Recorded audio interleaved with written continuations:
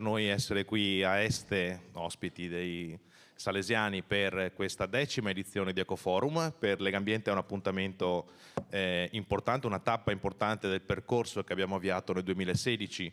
Vedrete, insomma, qui intorno a voi nella sala abbiamo riportato quelli che sono ogni anno i messaggi che abbiamo provato a portare all'attenzione ovviamente di chi si occupa del ciclo dei rifiuti, dai soggetti coinvolti attivamente anche nella ideazione, diciamo, degli obiettivi della discussione, che sono l'Agenzia regionale per la protezione dell'ambiente e la Regione Veneto, con ovviamente il settore ambiente e gestione dei rifiuti, con i quali abbiamo, diciamo, l'onore di poterci confrontare per provare a traguardare obiettivi sempre più importanti e sfidanti per questa regione, nonostante sia una regione eccellente dal punto di vista, poi lo vedremo domani con comuni ricicloni, dal punto di vista delle performance che molti comuni mettono a segno. C'è sempre da ragionare rispetto a quelli che sono i dati, i numeri, perché l'approccio scientifico ci rende possibile anche un ragionamento pratico su poi cosa bisogna mettere a terra, e il ruolo che Legambiente ha rivestito in questi anni e vuole continuare a rivestire è quello di essere il pungolo rispetto alle scelte, alle politiche di questa regione e degli amministratori locali, e al ruolo che le aziende e le imprese, nell'ottica dell'economia circolare che sempre più sta diventando un trampolino di lancio rispetto a quello che può essere un Clean Industrial Deal che la nostra regione deve affrontare, così come tutto il paese, quindi di mettere realmente a sistema, partendo da una base solida che è quella dell'eccellenza nel ciclo dell'economia circolare, nel ciclo dei rifiuti, mettere a sistema quello che può essere un modello sempre più virtuoso, esempio per il resto del paese, non solo per le performance, la capacità di riciclare bene, ma anche per come poi la materia prima seconda viene rimessa nel ciclo produttivo, riducendo quelli che sono gli impatti ambientali, che è l'obiettivo massimo che ci poniamo rispetto al ragionamento che ogni anno portiamo avanti con Ecoforum. Chiaramente questo appuntamento è reso possibile non solo grazie alla collaborazione che ho citato con le istituzioni e con gli enti, ma anche perché c'è un ruolo e una discussione attiva con le aziende della raccolta dei rifiuti, con i consigli di bacino della nostra regione, con l'impiantistica che si occupa del riciclo dei rifiuti. Insomma, ecco, c'è un sistema nella nostra regione molto efficace, molto presente, che è in grado di rispondere con soluzioni, con tecnologie avanzate, con innovazione e con modelli di qualità.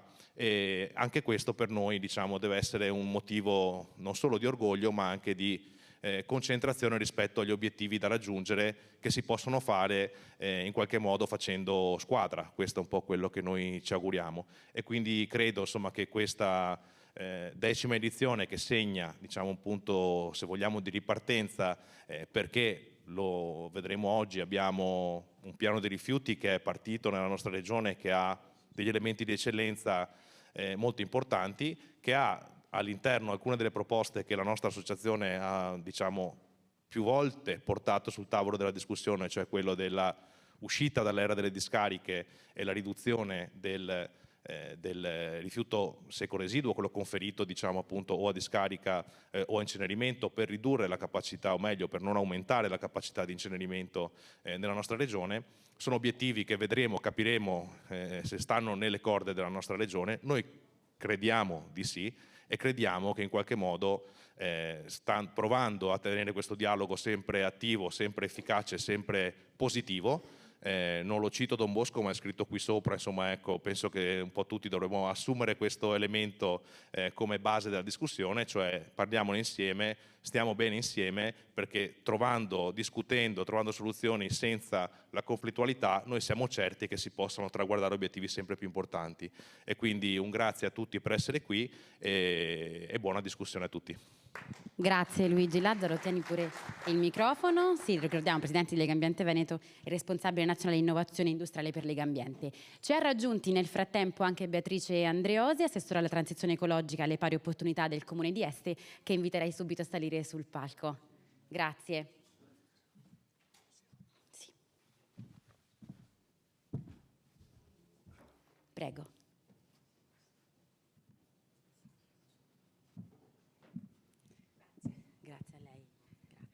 Buongiorno a tutti. benvenuti nella nostra città d'Este, che vi invito ovviamente a visitare, cioè a ritornare per visitare il nostro centro storico.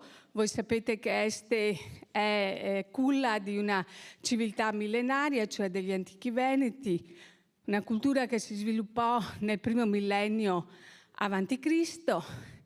Inoltre è stata patria della famiglia degli Estensi, che da Este prese per l'appunto il nome, che poi rimasero qui 200 anni, poi si trasferirono a Ferrara.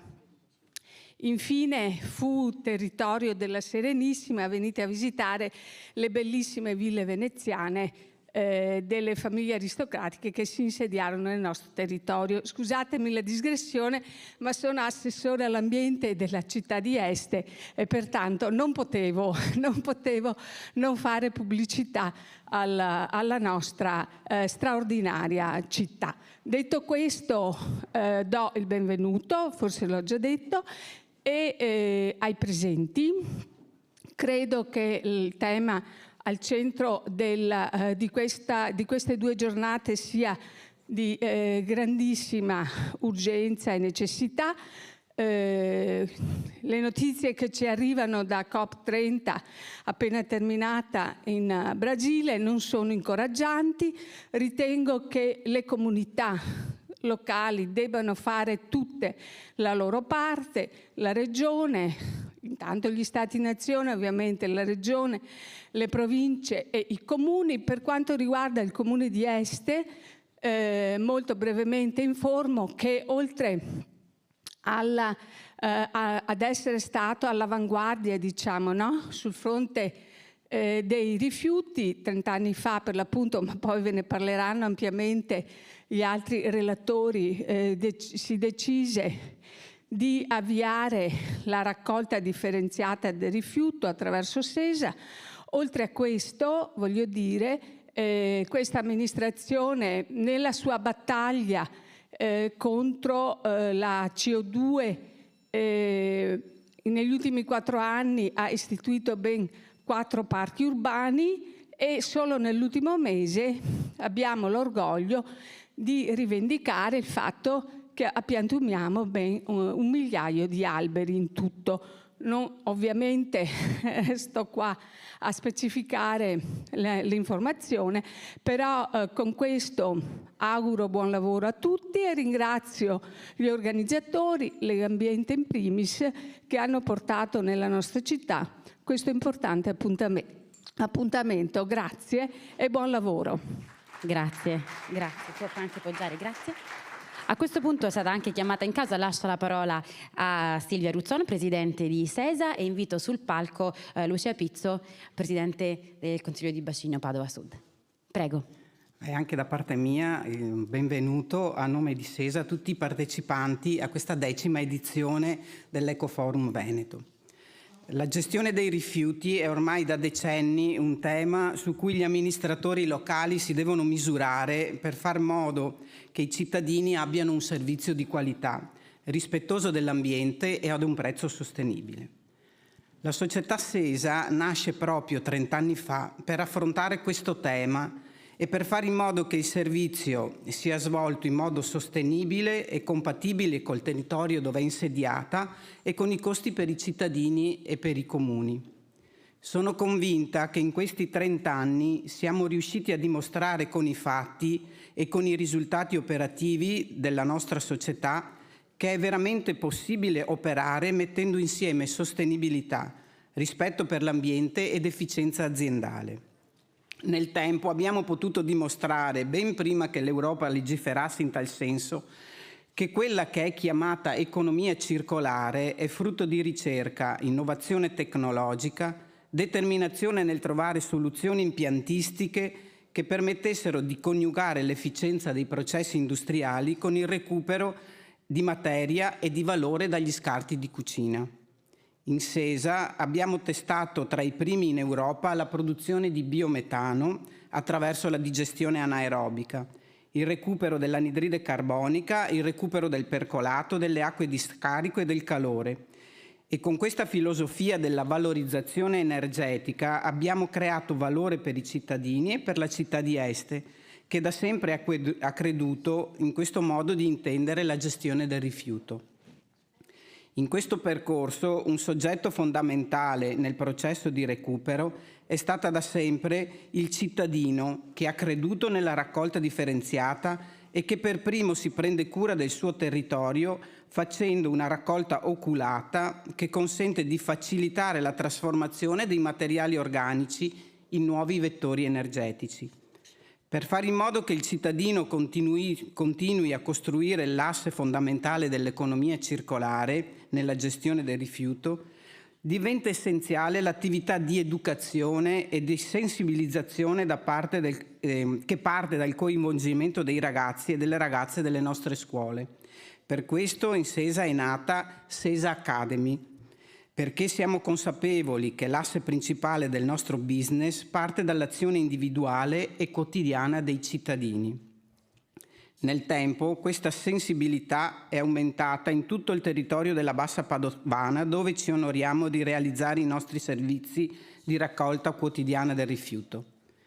Crediamo che 30 anni di Sesa in questo territorio della Bassa Padovana e nei territori dove abbiamo seminato la nostra filosofia del riciclo siano stati utili a fare in modo che crescesse e diventasse un agire normale la differenziazione dei rifiuti, che aumentassero sempre più i comuni ricicloni, valorizzando la sensibilità di tanti comuni che hanno creduto e si sono impegnati fondamentalmente in questi percorsi virtuosi di gestione di un problema ambientale complesso.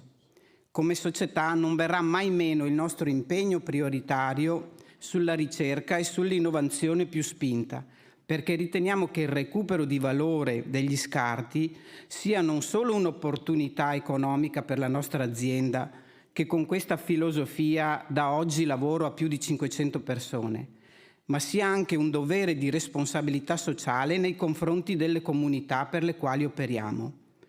La nostra volontà di innovare è stata e continua ad essere un punto di riferimento e di stimolo per molti altri operatori del settore.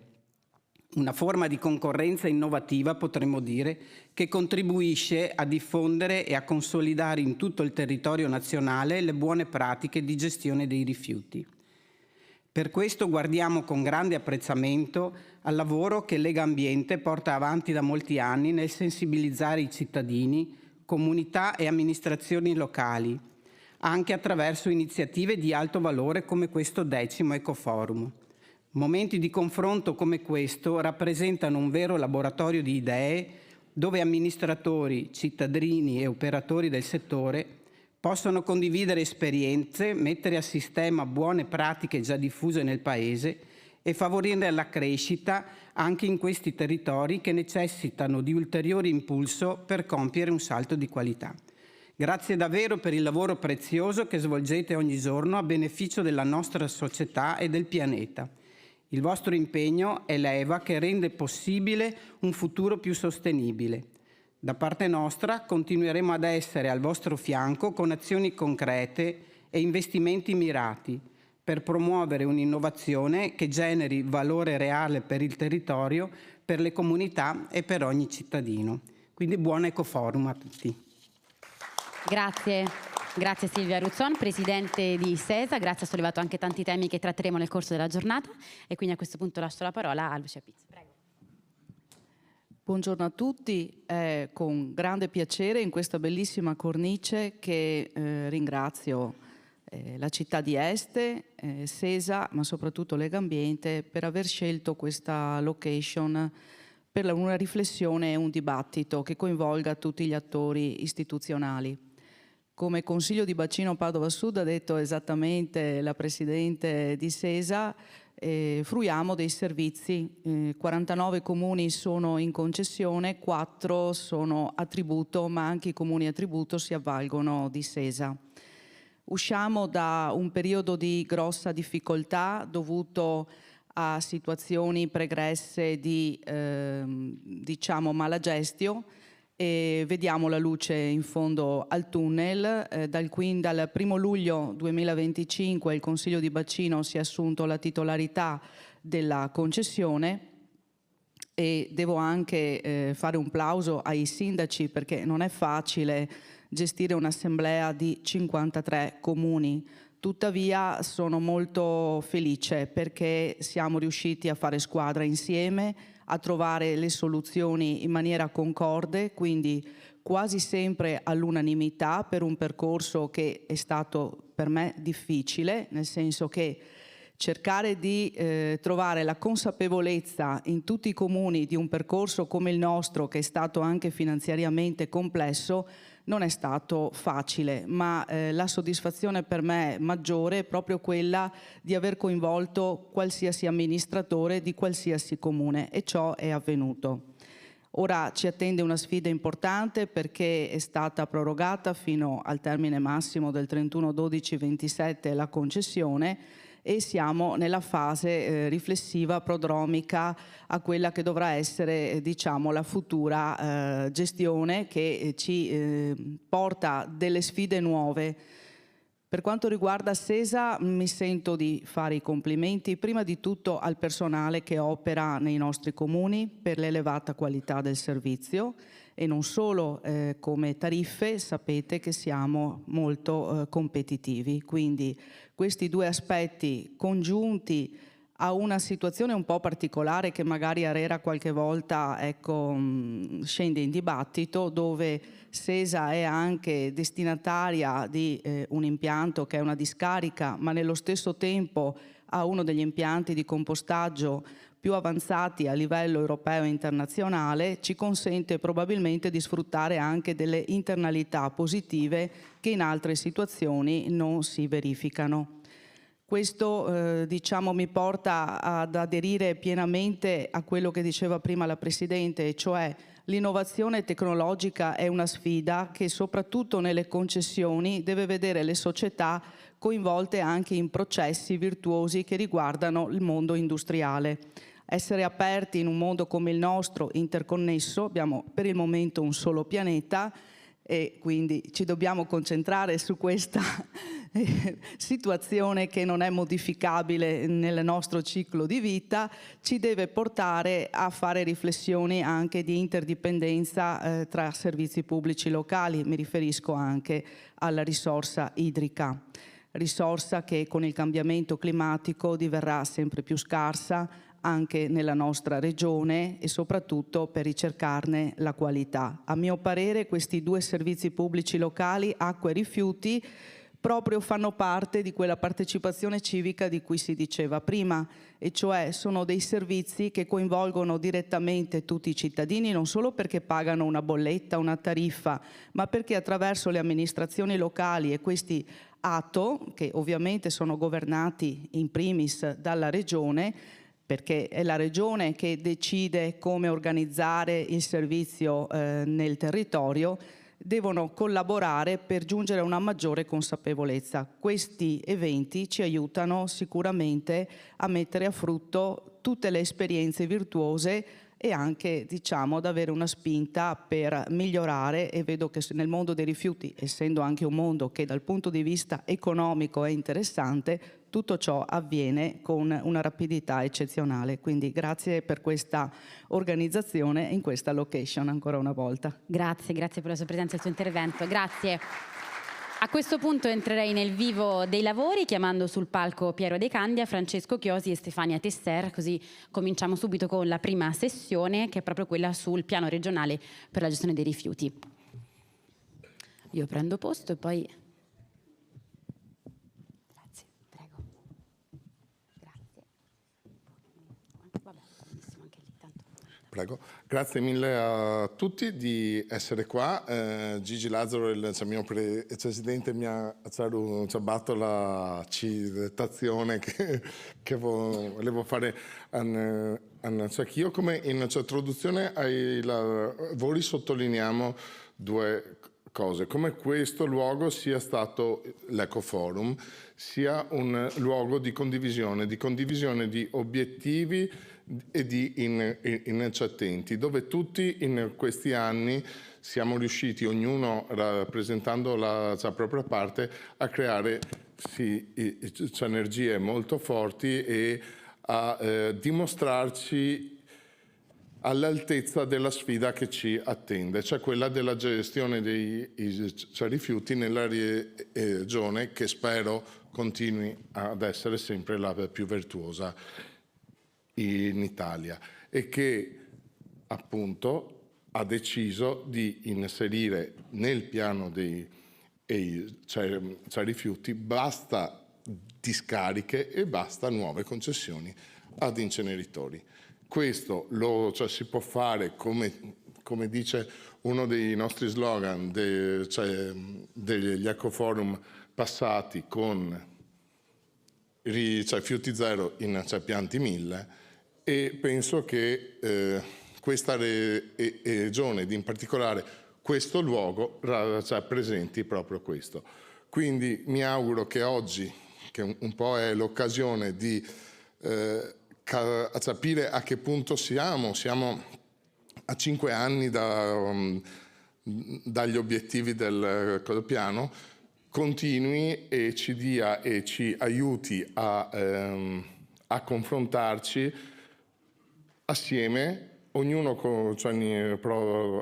apri ruoli per ottenere i risultati che il piano rifiuti del Veneto ci ha dato. Un piano rifiuti che è nato anche grazie proprio al coinvolgimento di questo luogo, di questa platea, dove ogni attore ha fatto il suo. Quindi buon Ecoforum a tutti e tutte, e buon lavoro, e speriamo di essere utili. Grazie. Grazie Piero, rimani qui con noi. Ecco, lo dicevi, no? Appunto il piano è stato un po' un faro per questo settore, quindi la roadmap che anche la Regione si è data, e a quest'anno siamo a un punto cruciale perché è l'anno del monitoraggio, no? E quindi per questo io inviterei direttamente Francesco Chiosi, direttore dell'unità organizzativa Ciclo dei rifiuti ed economia circolare per la Regione del Veneto. Se preferisce stare qui o alzarsi, come va benissimo, se qui. Va benissimo. Per le slide, immagino. Ok, allora innanzitutto grazie a Legambiente per questa occasione. È ormai diventato un appuntamento annuale che, oltre a essere un piacere, è anche un momento utile anche per noi, per fare sintesi di ciò che è stato fatto, di ciò che è stato portato avanti durante l'anno, e anche in cui si iniziano, si sviluppano delle riflessioni per quelle che sono le azioni o il proseguimento delle azioni che sono in corso e che andremo a progettare. Alla mattina solitamente appunto faccio il punto di quello che è lo stato di avanzamento dei lavori e delle azioni previste dal piano regionale di gestione rifiuti.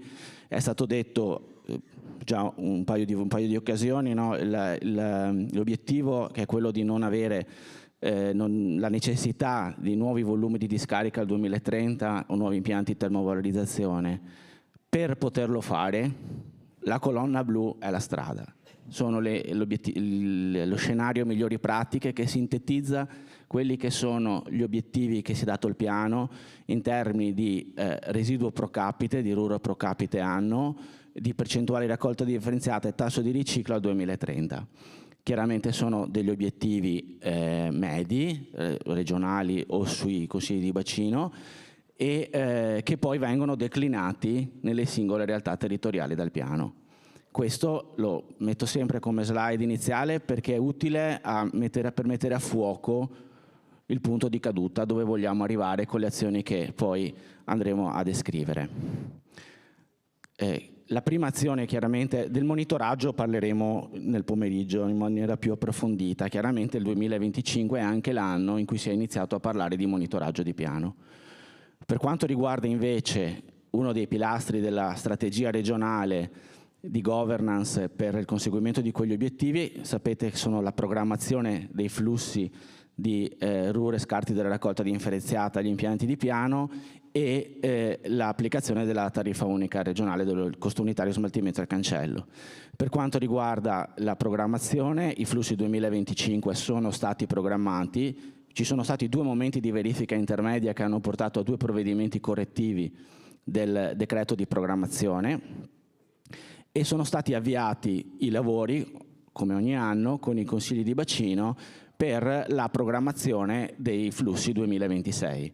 Viene sempre fatto un primo incontro attorno all'inizio dell'estate, fine della primavera, a seguito del quale poi nel quale si discutono anche quelle che saranno le eventuali scelte da portare in comitato per i parametri che regolano la tariffa unica.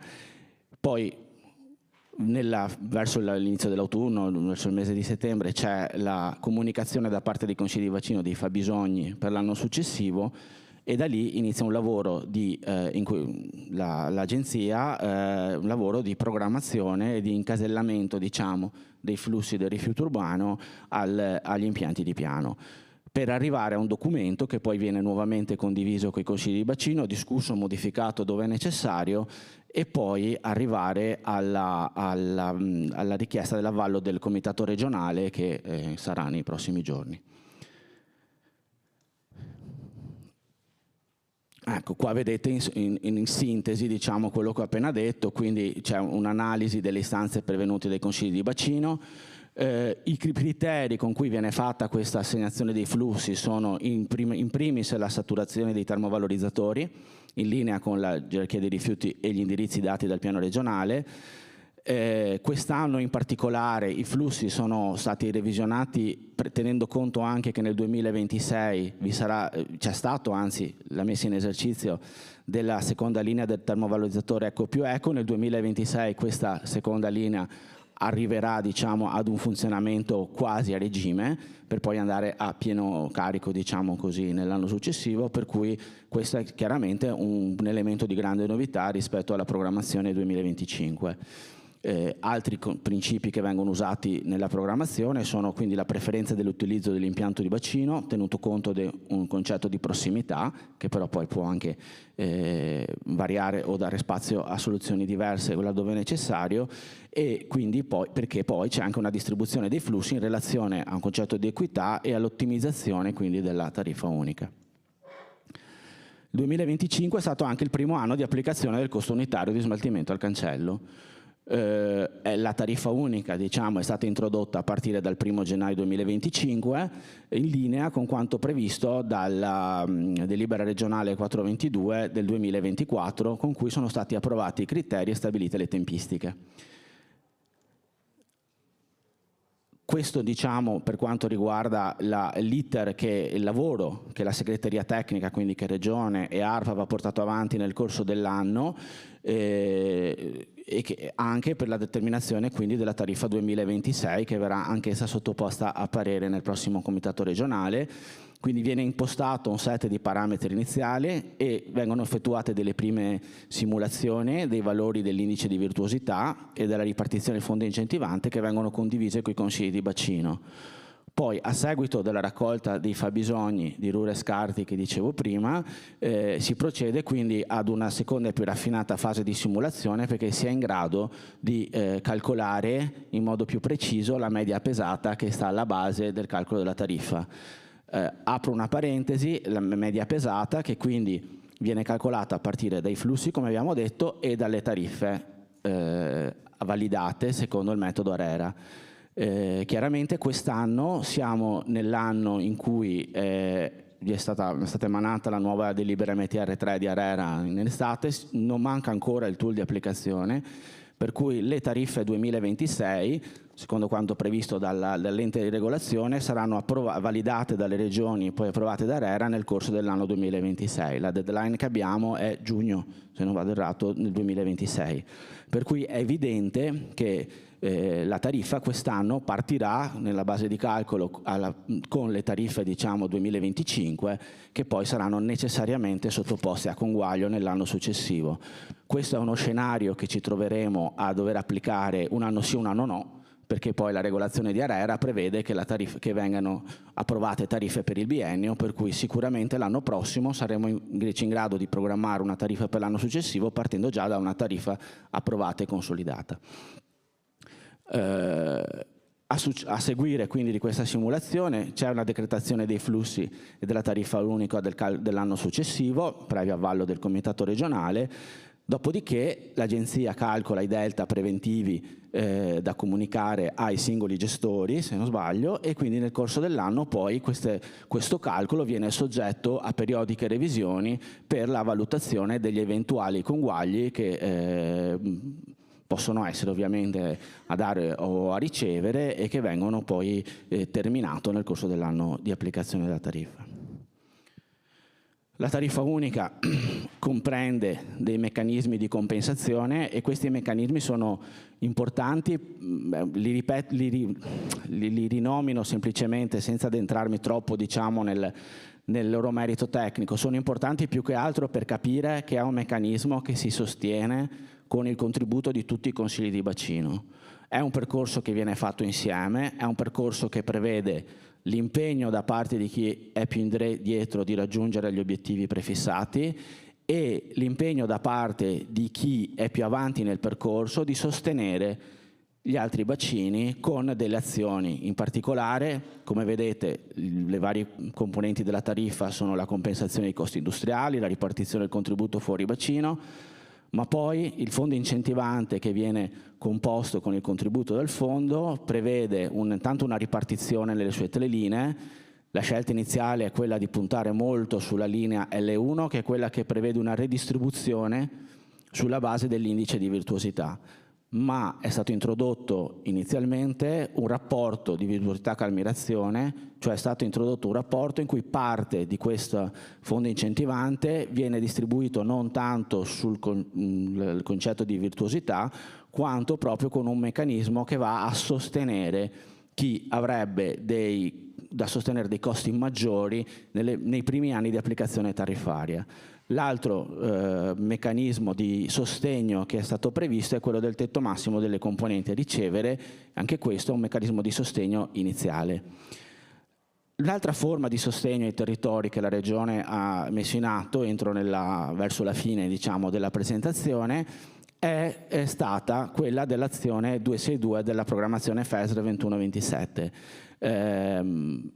Il piano prevederebbe che le linee L2 e L3 vengano finanziate con il fondo incentivante e vengono messe a bando delle azioni proprio per il sostegno diciamo, del percorso che i bacini devono percorrere per il raggiungimento degli obiettivi di piano. Queste linee sono diciamo al momento minimamente popolate diciamo, di fondo, però è stata messa in campo l'azione 262 del FESR. Considerazioni a valle quindi del primo anno di esercizio. L'aumento dei flussi di impianti di termovalorizzazione per l'operatività delle nuove linee comporterà degli aumenti tariffari e questo è l'effetto dell'intervento della seconda linea di Eco più Eco e in generale è l'effetto della scelta di voler sostenere il meccanismo di gestione del RUR degli scarti con l'autosufficienza della termovalorizzazione. Si è dimostrata rilevante la valutazione dei costi di trasporto, che porterà poi a delle scelte per gli anni successivi, e si è visto che la tariffa unica è un meccanismo di equità.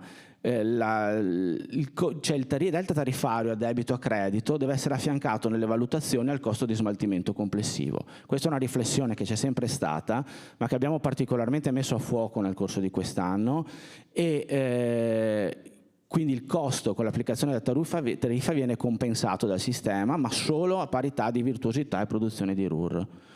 Chiaramente, quindi, i costi di smaltimento per abitante hanno un ordine di grandezza superiori rispetto ai delta che vengono calcolati, che vengono comunicati e che dipendono direttamente dal quantitativo di rifiuti prodotti dai singoli bacini che vanno smaltiti. Devo chiederle di... Sì, vado avanti, in brevissimo volevo dare qualche ragguaglio sul bando FESR che avevo citato, quindi bando pensato per il sostenere i territori e i bacini al conseguimento degli obiettivi di piano e che aveva previsto diciamo, gli interventi declinati in 5 tipologie che vedete qua elencato. Le prime 3 erano esclusivo appannaggio nella richiesta dei consigli di bacino o dei comuni su indicazione del consiglio di bacino qualora il consiglio non fosse pienamente operativo nell'affidamento al gestore unico. Gli altri due invece, quindi implementazione di sistemi di raccolta, rifiuti abbandonati e centri per il riuso, erano destinati ai comuni, singoli di comuni, sempre previo nulla osta del consiglio di bacino. Qualche numero, va bene, è stato ovviamente il monte complessivo era 22 milioni di euro, sono pervenute 35 domande, 28 sono state ammesse a graduatoria, 7 ammesse a contributo per il totale finanziabile complessivo di 22 milioni di euro. Lascio solo un ultimo flash, è stato importante a mio avviso che nella graduatoria che è stata espressa da una commissione indipendente, insomma, in cui effettivamente abbiamo visto che un grande sforzo è stato fatto nella progettazione, che è stato anche premiato, da parte proprio di quei territori che più difficoltà hanno alla luce dei dati attuali, che poi magari ARPAV ci illustrerà, e più distanti sono dal raggiungimento degli obiettivi di piano. Alcuni di questi territori hanno fatto un grosso sforzo, è stato in qualche modo tradotto in una progettazione efficace che è stata poi riconosciuta nell'approvazione della graduatoria finale. Vi ringrazio per l'attenzione. Grazie. Benissimo.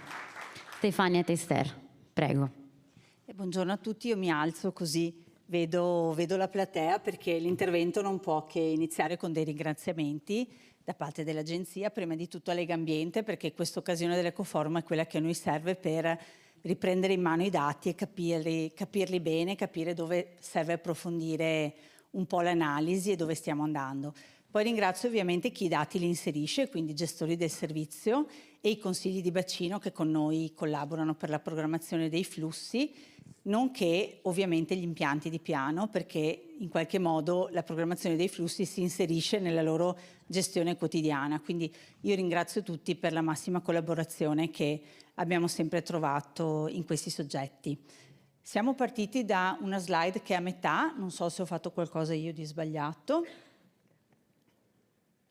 Ok, ci siamo. Allora, in velocità cercherò di dare un quadro sullo stato degli indicatori di piano, le azioni di piano e il loro grado di implementazione e poi le novità dall'Ecoforum del 2024. Per quanto riguarda gli indicatori di piano, come siamo messi? Allora, per quanto riguarda la riduzione, la prima azione di piano era puntiamo sulla riduzione della produzione di rifiuti. In realtà qui, come vedete, c'è un aumento, quindi i rifiuti, già l'abbiamo visto dopo il periodo pandemico, hanno ricominciato a crescere, quindi i consumi delle famiglie aumentano, la produzione di rifiuti aumenta e non c'è quel disaccoppiamento che il piano auspicava di vedere. Può essere un ingresso di rifiuti simili che sono urbani per legge nella gestione del gestore pubblico, può essere un incremento del turismo che abbiamo effettivamente verificato avvenire negli ultimi anni, o possono esserci altre dinamiche legate al fatto che non si è puntato abbastanza sulle famose migliori pratiche che comunque il piano chiede di adottare. A livello di territori siamo a un più 15 kg di rifiuto totale in Veneto, che ovviamente è declinato in incrementi molto bassi per alcuni territori di 1,2 kg e incrementi invece che diventano importanti quasi fino a 40 kg in altri territori.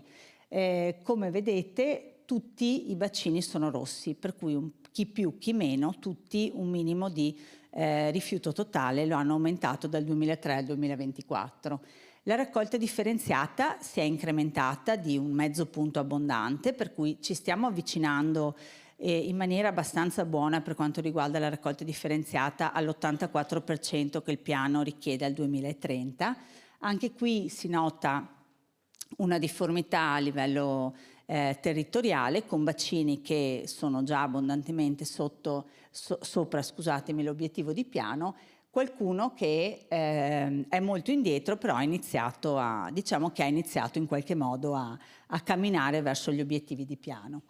Per quanto riguarda il rifiuto residuo pro capite, che sappiamo è l'elemento chiave per i famosi 80 kg del piano, anche in questo caso c'è un aumento veneto complessivo di 3 kg, quindi abbiamo un incremento del quasi 3% dal 2023 e siamo a un più 12% rispetto alle previsioni di piano.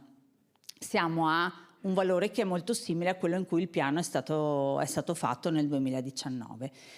Unico bacino che ha, possiamo dire, implementato le migliori pratiche a Rovigo, che effettivamente ha mostrato una diminuzione di 15 kg. Poi anche in questo caso c'è chi ha incrementato di pochissimo rispetto a altri che hanno incrementato la quantità di residuo pro capite in maniera più rilevante. Questa è la situazione della raccolta differenziata e degli obiettivi di rifiuto residuo. Come vedete, per la raccolta differenziata siamo molto verdi, quindi il Veneto è buono, ha degli ottimi risultati. Il residuo è quello che ci dice che bisogna ancora lavorare. Bisogna lavorare dove? Sicuramente sulla criticità legata alla demografia, per cui i grandi centri urbani producono di più. Quindi lì bisogna effettivamente andare a capire da cosa è dovuto questo, quali sono le dinamiche che comportano questi. Arrivano addirittura a 109 kg in più il rifiuto residuo prodotto dalle città sopra i 50.000 abitanti.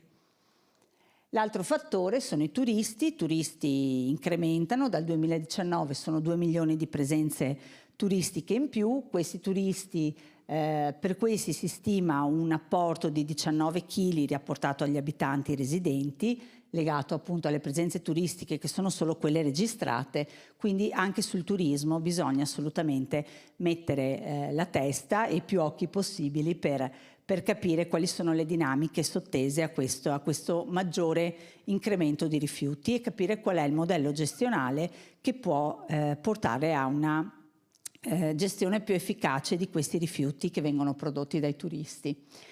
Per quanto riguarda l'impiantistica di piano, l'ha già evidenziato l'ingegner Chiosi, abbiamo un 2024 dove le discariche hanno ricevuto più rifiuti di quello che il piano prevedeva perché c'è un ritardo nell'avvio delle linee di termovalorizzatore rispetto alle tempistiche ipotizzate dal piano, per cui nel 2024 32.000 tonnellate non sono andate a recupero energetico e quindi sono state assorbite dalle discariche e nel 2025 da programmazione dei flussi sono 74.000 le tonnellate che vanno a occupare volumetria residua delle discariche. Volumetria residua che sta ovviamente negli anni decrescendo in linea per il momento con quello che il piano prevedeva, però nei prossimi anni questo può, il ritardo dei termovalorizzatori può creare un problema appunto nella vita utile delle discariche. Per quanto riguarda l'implementazione delle azioni di piano, sono già state citate la regia regionale dei flussi e la tariffa unica, che quindi erano le azioni che Regione e ARPA dovevano essere messe in atto e qui possiamo dire che sono partite. E poi da parte dei territori c'era ovviamente lo scenario, si chiama migliori pratiche, perché i territori devono implementare le migliori pratiche. Allora qui come siamo? La strada che, se vedete la pendenza delle frecce dei vari territori, ci dice che la strada da fare verso le migliori pratiche è ancora abbastanza in salita per una buona parte dei territori e anche sia per la raccolta differenziata ma soprattutto per la diminuzione del residuo. Le migliori pratiche erano adottate nel 2019 quando è stato fatto il piano dal 50% dei comuni. Al 2024 sono state adottate dal 69% dei comuni, vuol dire che il 19% in questi 5 anni le ha adottate, ma ne manca ancora il 31%, quindi questo è il margine su cui in questi 5 anni bisogna assolutamente lavorare. Abbiamo analizzato quello che è successo a questi comuni che sono transitati alle migliori pratiche. Abbiamo visto per classe demografica un aumento della percentuale di raccolta differenziata del 9-10% sotto i 15.000, del 4% tra i 15.000 e i 50.000. L'ultimo istogramma prevede solo il comune di Rovigo, quindi non abbiamo preso in considerazione, non ho evidenziato a rosso i risultati. Questo lo trovate anche per il rifiuto residuo, con una diminuzione che va, per chi ha introdotto le migliori pratiche, dai meno 28 kg meno 25 kg e meno 6 in base alle fasce di demografia. Cosa abbiamo visto poi? Che abbiamo messo il naso sui sistemi di raccolta che vanno esplorati in maniera più opportuna, perché abbiamo una percentuale di raccolta differenziata che è molto simile per i sistemi chiamati responsabilizzanti, per cui il domiciliare e la raccolta ad accesso controllato, ovviamente molto più basso per lo stradale. Sulla quantità di residuo, vado verso la chiusura, vediamo che resta comunque dai dati preliminari la raccolta domiciliare, quella che permette di avvicinarsi agli 80 kg, che sono l'obiettivo di piano. Anche relativamente al sistema di tariffazione vediamo che il sistema corrispettivo dimostra i risultati, diciamo, peggiori rispetto ai sistemi puntuali, sia sulla raccolta differenziata sia la produzione di rifiuto totale e residuo, mentre l'applicazione di un prelievo commisurato alla quantità di rifiuti, sia come tributo sia come tariffa corrispettiva, permette di raggiungere i valori, diciamo, che il piano propone. Anche sui costi abbiamo fatto un'analisi e abbiamo visto che il sistema domiciliare resta quello che attualmente permette di contenere in maniera più rilevante i costi sia in euro abitante sia in euro al chilo, anche scorporando, diciamo, i costi per lo spazzamento e lavaggio strade. Dai dati preliminari risulta comunque quello più vantaggioso. Cosa è successo da quando ci siamo visti un anno fa? Quindi chiudo con questi spunti di riflessione. La programmazione dei flussi è andata bene per il 2025 senza criticità o decreti emergenziali.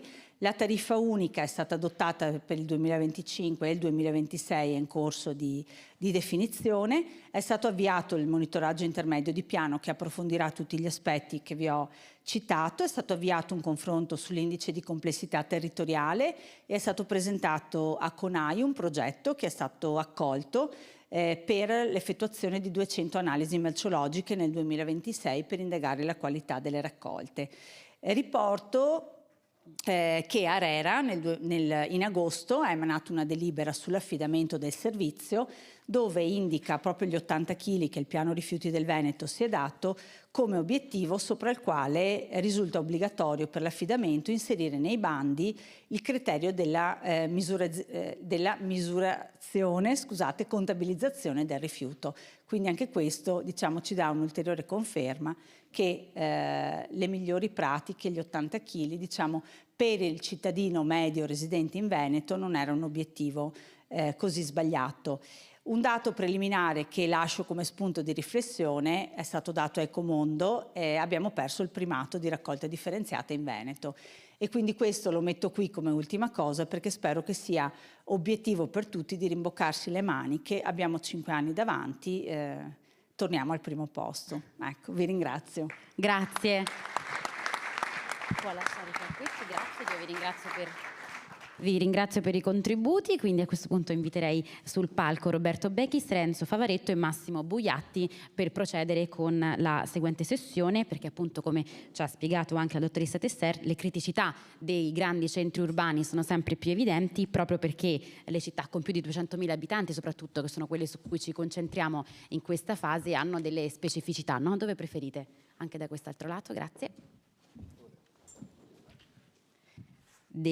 Appunto dicevo, le città con più di 200.000 abitanti in questo caso hanno anche delle specificità proprio dell'area, quindi tra turisti o studenti. Ecco, quello che vogliamo chiedere in questa fase, no, è proprio di farci un quadro, diciamo, su quali sono i punti di forza della gestione e cosa invece pensate, diciamo, brevemente, che manchi per migliorare questo aspetto.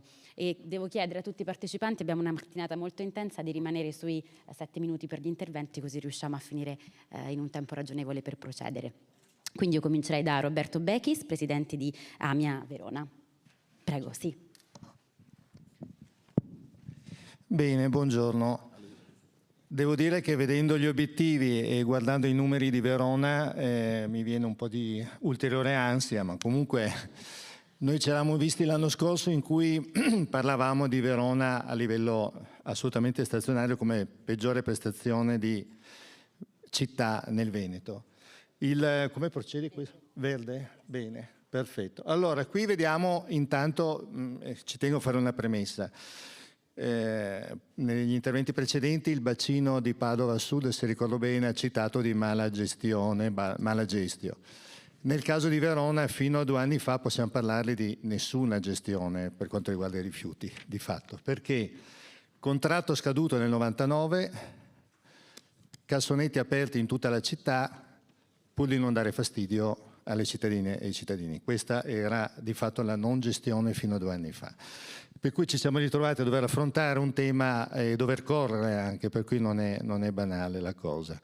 Voi vedete in questa slide la media raccolta differenziata negli ultimi 10 anni a Verona del 53%.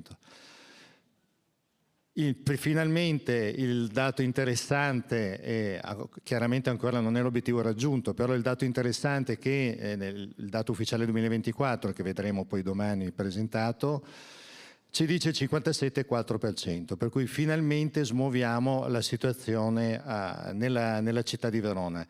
Ovviamente, scusanti, ci possono essere anche il grande impatto turistico sempre più crescente che riguarda Verona, però di fatto arriviamo da questo tipo di situazione. Come lo stiamo affrontando in città? Intanto con la firma del nuovo contratto, con l'ente di bacino, che di fatto fino appunto 2 anni fa non esisteva. Il contratto è stato firmato l'anno scorso, alla fine dell'anno scorso, l'abbiamo firmato con l'ente di bacino, oggi pomeriggio verrà anche l'ente di bacino a fare la sua presentazione. Cosa prevede il piano d'ambito e di conseguenza il contratto che abbiamo firmato? L'estensione in tutta la città da cassonetti aperti, completamente invece un servizio, quello che noi chiamiamo misto, per cui stiamo estendendo l'accesso controllato per quanto riguarda l'indifferenziata e l'umido e il porta a porta per quanto riguarda carta e plastica. Il vetro rimangono le campane, cambia il tipo di campana, ma sostanzialmente è sempre ad accesso libero su cassonetto.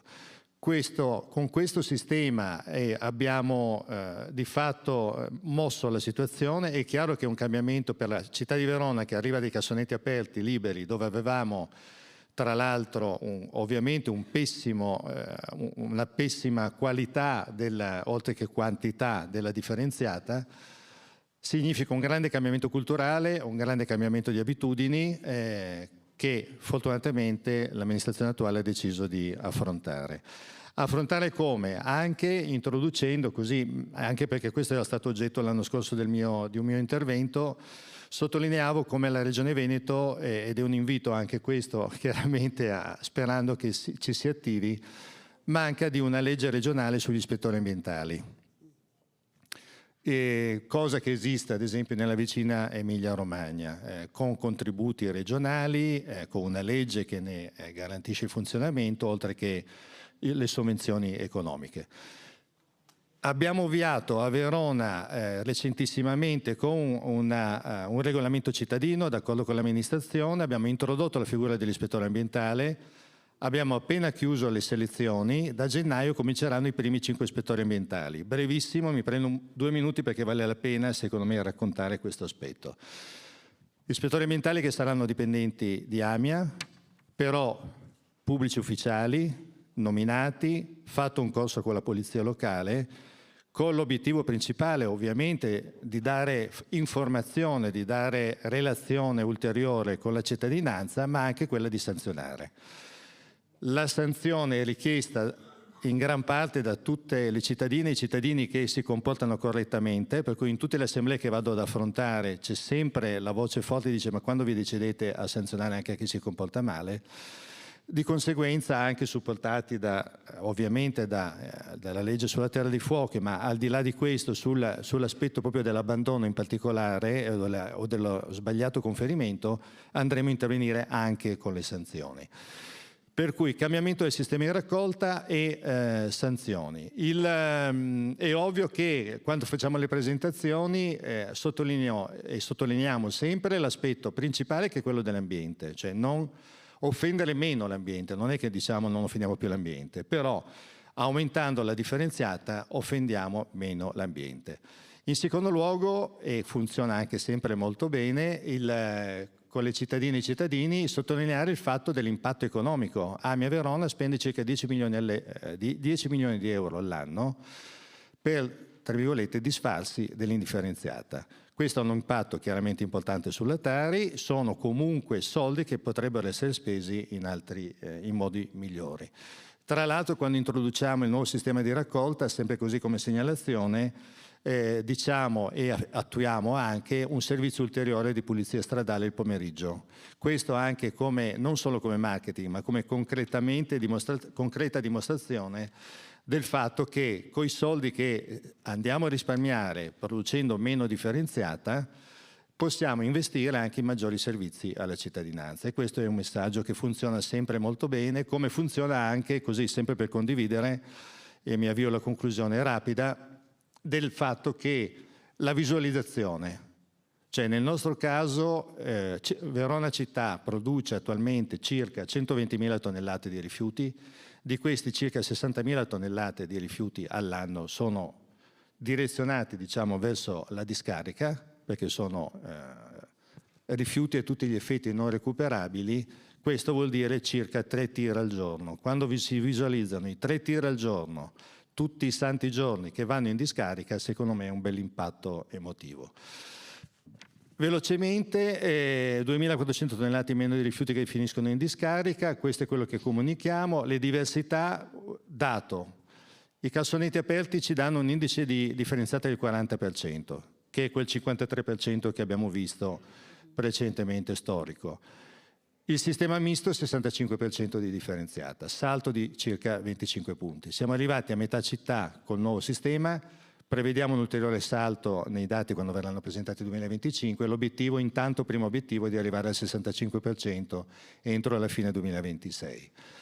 La nuova modalità ve l'ho già detta, per cui accesso controllato e raccolta a porta, questo è l'obiettivo, il primo passo di obiettivo raggiunto. È chiaro che rimane prioritario perlomeno il 65. Noi ci siamo dati questo obiettivo anche perché abbiamo una pesante tassa regionale di 1,5 milioni che pesa circa per ulteriore di sovrattassa, diciamo così, di penalizzazione che paga la città di Verona. Sono nei tempi. Grazie. Grazie. Allora da Verona passiamo a Venezia. Quindi passerei la parola a Renzo Favaretto, direttore della divisione Ambiente Veritas, Venezia. Prego. Buongiorno. Aspettiamo che la regia ci mandi la presentazione, così riusciamo a vederla. Eccoci. Allora, abbiamo detto le grandi città del Veneto. Venezia, oltre ad essere una grande città in termini di abitanti, e in termini di abitanti non è solo il numero di abitanti, ma sono tutto quello che rappresenta una grande città, no? L'infrastruttura, la presenza di infrastrutture, la presenza appunto di aeroporti, stazioni, porti, che determina sicuramente un aumento delle persone che usufruiscono del territorio. Un'estesa zona industriale, per esempio, no? Le grandi industrie da sole non sono già un problema gestire le industrie, i grandi gruppi industriali, ma le modalità organizzative che vengono adottate dalle industrie hanno una ricaduta sul territorio molto importante. Faccio un esempio. In zona industriale Marghera c'è la Fincantieri, un grande player mondiale della cantieristica. La loro organizzazione prevede l'uso del subappalto in maniera massiccia, migliaia di lavoratori. Ecco, questa modalità organizzativa ha regalato alla città di Venezia, la parte della terraferma, la seconda comunità proveniente dal Bangladesh. Abbiamo la seconda comunità del Bangladesh dopo quella di Roma, che però Roma conta 2 milioni di abitanti, la città di Venezia ne conta molti meno, no? Ecco, questa determina una necessità e una richiesta, diciamo, di misure di comunicazione, di contatto e proprio di avvicinamento per l'insegnamento, per la comunicazione ambientale di un certo tipo. E questi sono solo un esempio, potrei continuare anche con altri diciamo, esempi, però è una complessità che è presente appunto in una zona come quella nostra. Poi nel nostro caso grande città significa anche turismo. La presenza del turismo è notevole nel nostro paese. Nel caso del turismo poi bisogna anche estendere il concetto non solo a Venezia ma a tutto il litorale. I soggiorni sono sempre più brevi, rapido turnover del turismo, una molteplicità di forme di soggiorno nel nostro territorio, alberghi, case, intermediate o non intermediate da agenzie fisico-virtuali, a tutte le ore arrivano, partono a tutte le ore, quindi già determinare delle relazioni con questi signori che parlano lingue diverse, rimangono pochissimi giorni nel nostro territorio e poi vanno da un'altra parte, diventa molto problematico, perché poi le situazioni da gestire sono queste. Un 100 km di arco costiero da gestire, più o meno diciamo come quello rappresentato in fotografia, o diciamo il massiccio uso, il massiccia frequentazione della città storica, di città d'arte, Venezia, crea ovviamente dei problemi notevoli. Ad esempio, uno dei tanti esempi che possiamo fare, le tipologie di utenze. Le tipologie di utenze sono sostanzialmente soprattutto utenze di non residenti, che sono tutte utenze che vengono poi destinate alla locazione turistica. Queste sono utenze che si fa molta difficoltà a entrare in contatto con queste tipologie di utenze. Questo fenomeno poi, questo erano i comuni del litorale, che corrispondono comunque al 56% delle utenze della città metropolitana, ma il problema lo cominciamo anche a vedere nell'entroterra. L'entroterra, i comuni più vicini all'arco costiero, cominciano anche loro ad avere la disponibilità di numerose utenze non residenti destinati a locazione turistica, ed è un fenomeno in continuo aumento. Il rifiuto da passeggio, abbiamo una quantità enorme di cestini da gestire e quindi questo significa anche una difficoltà, una quantità di rifiuto indifferenziato che viene gestito e che viene, diciamo, prodotto da chi visita in particolare il nostro territorio, che crea problemi di gestione del personale che, almeno nel nostro territorio, facciamo sempre più fatica a reclutare. Abbiamo una difficoltà cronica di reclutamento ormai da qualche anno di personale, specie quello dotato di patente C e 5C. Ecco, questa è una cosa che noi probabilmente subiamo ancora in maniera ancora più massiccia perché entriamo in concorrenza con quelli che sono gli operatori economici appartenenti alla filiera turistica, nel senso che molta gente che potrebbe essere disponibile a lavorare con noi preferiscono andare a lavorare per gli operatori economici appartenenti alla filiera turistica, che hanno ovviamente strumenti e disponibilità economiche e diverse da quelle che abbiamo noi. Sono più attrattivi, diciamo così. Ecco. Cos'è che noi cerchiamo di fare per affrontare queste problematiche?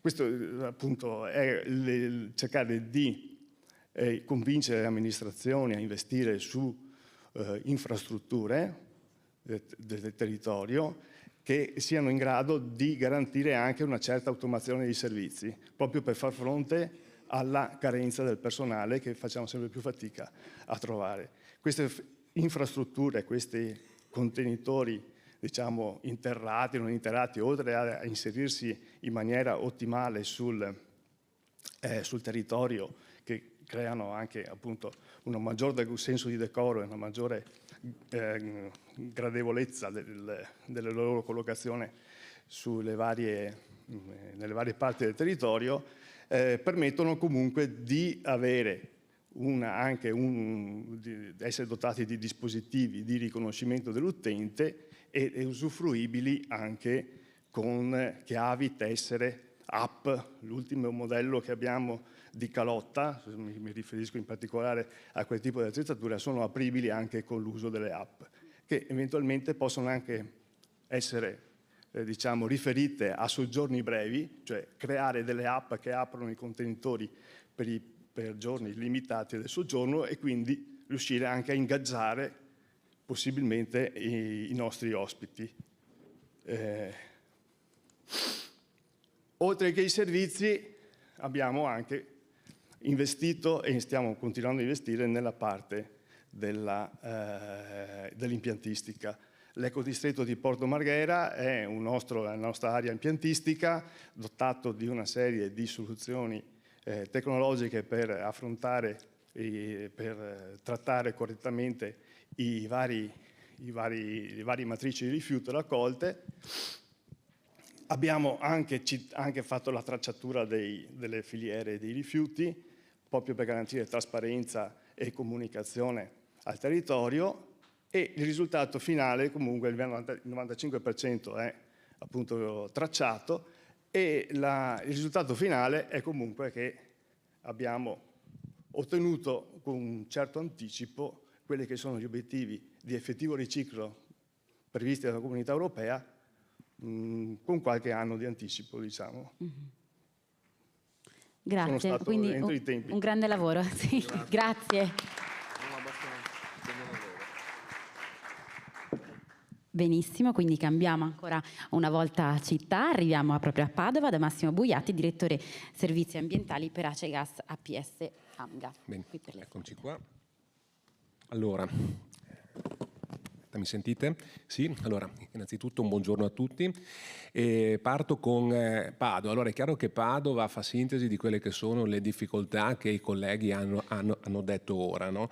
Quindi il tema di essere una grande città, sicuramente, con un afflusso turistico che in questi ultimi anni è stato molto importante, un mondo legato sicuramente anche agli studenti, e quindi è, diciamo, una grande città viva.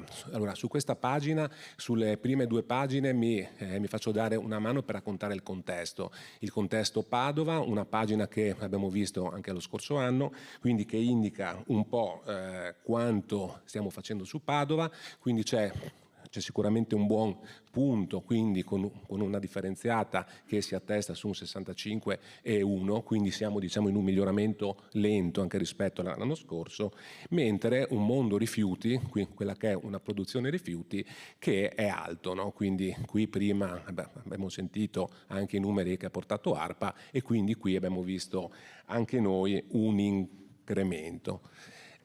Altro spunto che vado a mettere qui oggi, ecco, sicuramente Padova, che in quest'ultimo anno, anche grazie al PNRR, quindi con delle attività importanti che sono state fatte, ad esempio il nuovo tram, e quindi è chiaro che è stato un anno complicato anche per le attività nostre, quindi attività nostre che vedono un numero importante anche di mezzi in campo, e mezzi anche che vanno a diciamo anche a sommarsi a un traffico importante. Quello che abbiamo fatto in particolar modo in quest'ultimo anno è quello di dare seguito, con una progettualità che avevo raccontato anche lo scorso anno, di implementare una nuova flotta di mezzi, quindi un piano che è partito nel 2024 e che si conclude nel 2028, che ha come obiettivo quello di andare a decrementare le emissioni medie. E questo anche alla luce di quelli che sono i nuovi obblighi che un mondo di ARERA mette in campo, quindi obblighi con un indicatore, qua entro un po' in quella che è una fattispecie tecnica, R3, di un nuovo obbligo dato un nuovo obbligo che è stato dato, quindi di dare un calo, un contributo a quello che è il calo delle emissioni delle nostre attività. Quindi anche il fatto che noi oggi abbiamo una flotta elettrica o anche servita ad HVO, che oggi è il 15%, e vogliamo giungere al 2028 circa al 30%, questo dà un contributo importante. Passo dopo alla pagina dopo, una pagina che avevamo visto anche l'anno scorso, che rappresenta quanto Padova e anche le altre città vivono di una complessità che deve essere intercettata, quindi con quello che è sicuramente un sistema misto. Quindi circa il numero, ecco, possiamo dire che abbiamo un 60% circa a Padova, che è la zona grigia che vedete in quel grafico verso sinistra, che ha il porta a porta, quindi con tutti i vantaggi, no, che sono stati detti prima, anche relativamente al porta a porta. E poi oggi abbiamo una zona di Padova, una zona centrale, quindi vedete la parte gialla e verde che ha una raccolta stradale. Quindi scopo nostro, e questo possiamo andare a vederlo a destra con un piccolo quartiere di Padova che è la Sacra Famiglia, dove è stata fatta, un'implementazione nuova. Qui avevamo un sistema stradale e abbiamo fatto un sistema misto figlio di un'analisi puntuale di quello che è il territorio, quindi con quella che è una raccolta stradale intelligente, quindi quelle che sono utilizzate anche a Verona, quindi un accesso controllato, in quella che è una zona densa, diciamo in cui mancano spazi, e il porta a porta in quella che è la restante parte. Quindi quello che è in campo diciamo un servizio efficiente è anche figlio di quello che è un'attività importante in cui andiamo ad ascoltare anche quelle che poi sono le esigenze che il territorio pone. Gli impegni nostri e le strategie che stiamo mettendo a terra, in questi anni, e qui in questa pagina vado a fare in particolar modo un focus sul 2025 e quelli che saranno poi i nostri impegni anche per il 2026. Quindi un'attività forte per andare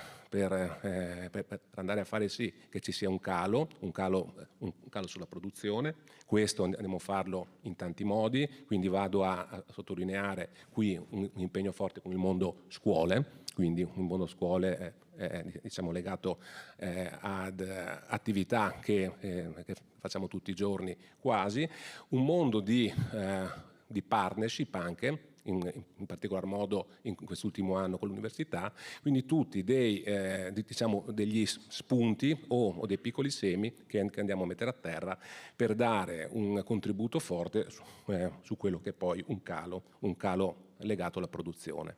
Poi un mondo raccolta, quindi qui un tema di innovazione in cui anche grazie a dei fondi pubblici, andiamo a vedere il PNRR, quindi parte con il 1° gennaio del 2026 un CDR nuovo, un centro di raccolta nuovo, un mondo flotte che ero raccontato già. E poi anche il tema di intercettare, è un tema che è stato visto oggi con il DGR 80, anche dei fondi nuovi, quindi che il Comune di Padova e di quei 7 progetti che ne ha vinti 2 per quella che è una implementazione in quella che è la nostra zona stradale di una estensione di quella che è una raccolta stradale via tessera, quindi fatta per dare un contributo a quello che è il calo, a quello che è un incremento importante poi di RD e qui l'abbiamo stimato in un 10%. Un terzo punto, e poi il tempo è quasi finito e chiudo, anche su quella che è una parte impiantistica, quindi con il mese di marzo del 2026 in cui andremo a partire con quello che era un progetto che avevamo raccontato ad Ecomondo qui nel 2023-2024, un nuovo impianto di rattamento della carta, di pretrattamento della carta e della plastica, perché poi abbiamo visto in una grande città che abbiamo avuto un calo della qualità della carta e della plastica, specialmente del mondo plastico, in questi ultimi anni. E quindi sicuramente questo nuovo impianto che può dare un contributo forte. Passo alla ultima pagina che fa un po' sintesi, quindi un punto 1, attività di ascolto, quindi importante per creare un servizio che è customizzato verso quello che è il territorio. 2, essere in grado di intercettare investimenti e innovazione, altro punto importante, quindi abbiamo visto il PNRR e il DGR 80, e poi ottica di ARERA che passa da una logica di digitalizzazione spinta, perché abbiamo un mondo ARERA che spinge su una serie di indicatori, spinge su quella che è una pianificazione e una consuntivazione, e quindi un mondo di digitalizzazione. Bene, grazie. Grazie a tutti anche per il rispetto dei tempi, è una mattinata molto ricca. A questo punto, avendo visto proprio quello che dicevamo all'inizio, no? Cioè quanto è complesso gestire città con delle specificità, quindi anche delle tante eterogeneità e diverse esigenze territoriali, come giustamente ci ricordava il dottor Buiatti, andrei da Piero De Candia, appunto direttore Legambiente Veneto, per darci un quadro, no? Di tutte le diverse possibilità anche che queste città ci hanno prospettato. Prego. Certo. Allora, grazie. Dunque, noi abbiamo visto tre realtà che sono le 3 città sopra i 200.000 abitanti, che veramente sono un hub di tutte le complessità di quasi tutte le complessità che possiamo trovare nel nostro territorio. Cioè sono città che hanno una presenza, alcune che hanno una presenza turistica estrema, altre che hanno una presenza di zone industriali molto importanti, quindi la presenza di lavoratori, di city user, di studenti universitari, di veramente un hub di particolarità, e cioè con una complessità che forse meritano proprio un approfondimento, no? E consideriamo anche che sono gestite da 3 aziende importanti, cioè che riescono anche a fare degli investimenti importanti, con una capacità magari di agire in città molto forte. Cioè, abbiamo realmente qui 3 aziende che possono cucire su misura i servizi nelle città, e questa penso sia una ricchezza. Dall'altra parte penso che anche le città devono fare la propria parte, per cui che in qualche modo dobbiamo riuscire a darci gli obiettivi anche nelle città. C'è una cosa che, a parte per Verona, che ha una peculiarità, dove il Consiglio di Bacino corrisponde con la città, nelle altre il Consiglio di Bacino in qualche modo è più ampio e va ad ammortizzare l'effetto della città. Quindi penso che, ed è quello che lanciamo oggi come proposta, come idea, che sia indispensabile lavorare assieme, non come obiettivo di piano, che il piano ha già i suoi indici di complessità eccetera, però veramente creare un tavolo affinché i gestori, i consigli, gli enti di governo riescano a capire cosa si possa mettere in campo, dove si possa arrivare, quali obiettivi intermedi ci possiamo dare nelle città, ma che molto probabilmente saranno efferenti per ognuno di voi, perché esistono appunto delle peculiarità talmente specifiche che a quel punto bisognerà crescere, ma l'importante è darseli gli obiettivi e segnare la roadmap per arrivarci, e può essere anche un luogo dove chiedere qualcosa assieme. Penso all'idea di Coserona nel chiedere le cose guardie ecologiche, appunto, che avevamo chiesto anche noi con il piano rifiuti, ma che chiaramente ha bisogno di una legge doc. Però il riuscire quindi a creare un tavolo, luogo di confronto dove assieme gestori, amministratori e organi di governo riescano in qualche modo a porsi degli obiettivi in intermedi e a dire di quali strumenti hanno bisogno. È sicuramente uno sforzo che si chiede dei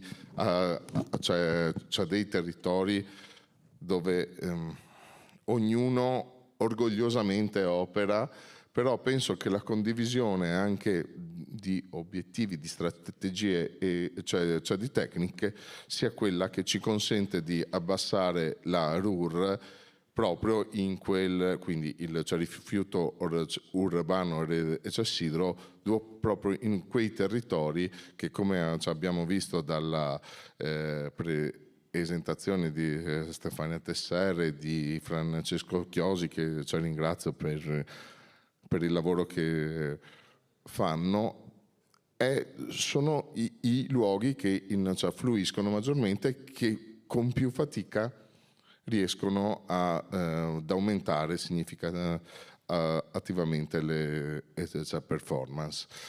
Quindi vi ringrazio e mi auguro che da qui riusciamo in qualche modo a creare questo luogo di confronto. Ultima cosa, prima della pausa, colgo l'occasione per salutare il circolo di Legambiente di Este e Flores Barcini, che è la sua presidente, che vedo qui in sala, una presidente che è anche parte della storia della Sesa, nel senso che la Sesa nasce quando la Sesa che oggi ci ospita nasce quando lei era assessore all'ambiente della città di Este, e nasce proprio dall'idea di aumentare la raccolta differenziata. Quindi grazie Flores e grazie.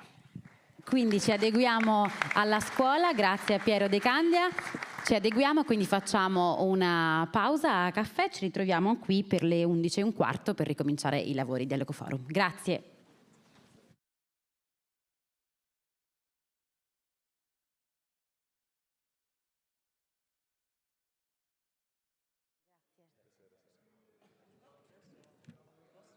Dove preferite? Sì, la conosco da facile. Vi disponete se vuoi, tu mettiti da quest'altra parte, così. Dove vuoi? Qui avete due microfoni. Qua forse ne manca uno. Dove vuoi? Sì, grazie. Beh no, quello è occupato, grazie. Così manca ancora qualcuno che stanno arrivando.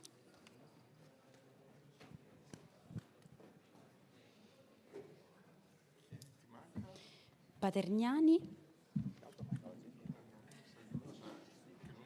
Melato? Ah, perfetto. Grazie.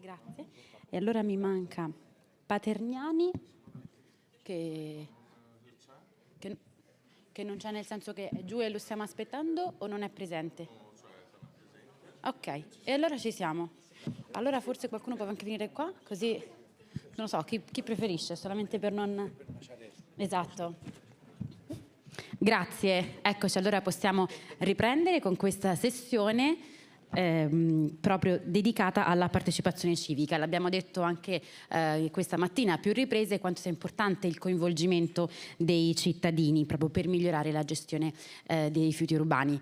Abbiamo qui innanzitutto do il benvenuto a tutti i nostri relatori e relatrici per proseguire con questa sessione, proprio per vedere cosa si riesce a fare nelle diverse città. Prego.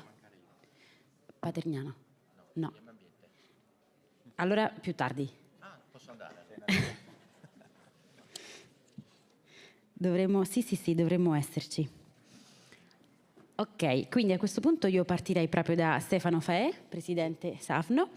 Ecco, proprio lo sappiamo, Veneto Nord Orientale, quindi un'azienda che si è distinta proprio negli anni come uno dei luoghi più virtuosi d'Italia, e quindi quello che chiediamo in questa sessione è proprio capire quali sono le azioni messe in campo e quali i risultati che avete ottenuto.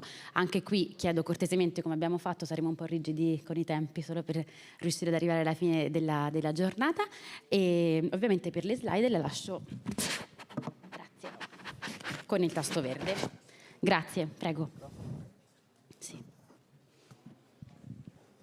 Buongiorno a tutti e grazie dell'invito. Non voglio farvi perdere ulteriore tempo, se non in realtà esattamente per presentarvi in realtà Savno, magari per chi di voi non la conoscesse. Savno è una società che si occupa ovviamente della raccolta, selezione e smaltimento, nonché anche spazzamento, e anche l'elemento poco piacevole per molti utenti, la fatturazione e anche in realtà l'incasso, nella parte in realtà sinistra del Piave, perché questo bacino della provincia di Treviso è gestito da due società, una che si chiama Savno, la sinistra Piave, la destra Piave invece degli amici di Contarina. Noi rappresentiamo sostanzialmente 44 comuni ed è dove esattamente facciamo questa attività. Siamo una realtà in parte anomala, nel senso come struttura societaria, perché dico per fortuna, nel senso la società è partecipata al 60% dai 44 comuni, del 40% invece di proprietà del nostro socio operativo tecnico, cioè il famoso gruppo SESA, ovviamente con 3 diverse strutture societarie, Ingan, Bioman e la stessa medesima SESA. Contiamo circa 165 dipendenti, più ovviamente altri 90 operatori del gruppo SESA. Ovviamente i numeri del bilancio magari contano forse anche poco. Ecco, quello che invece è interessante è che tipologia e che numerosità di utenza invece in realtà serviamo per circa 300.000 abitanti, questa è la fascia. È un territorio molto particolare, anche particolarmente esteso.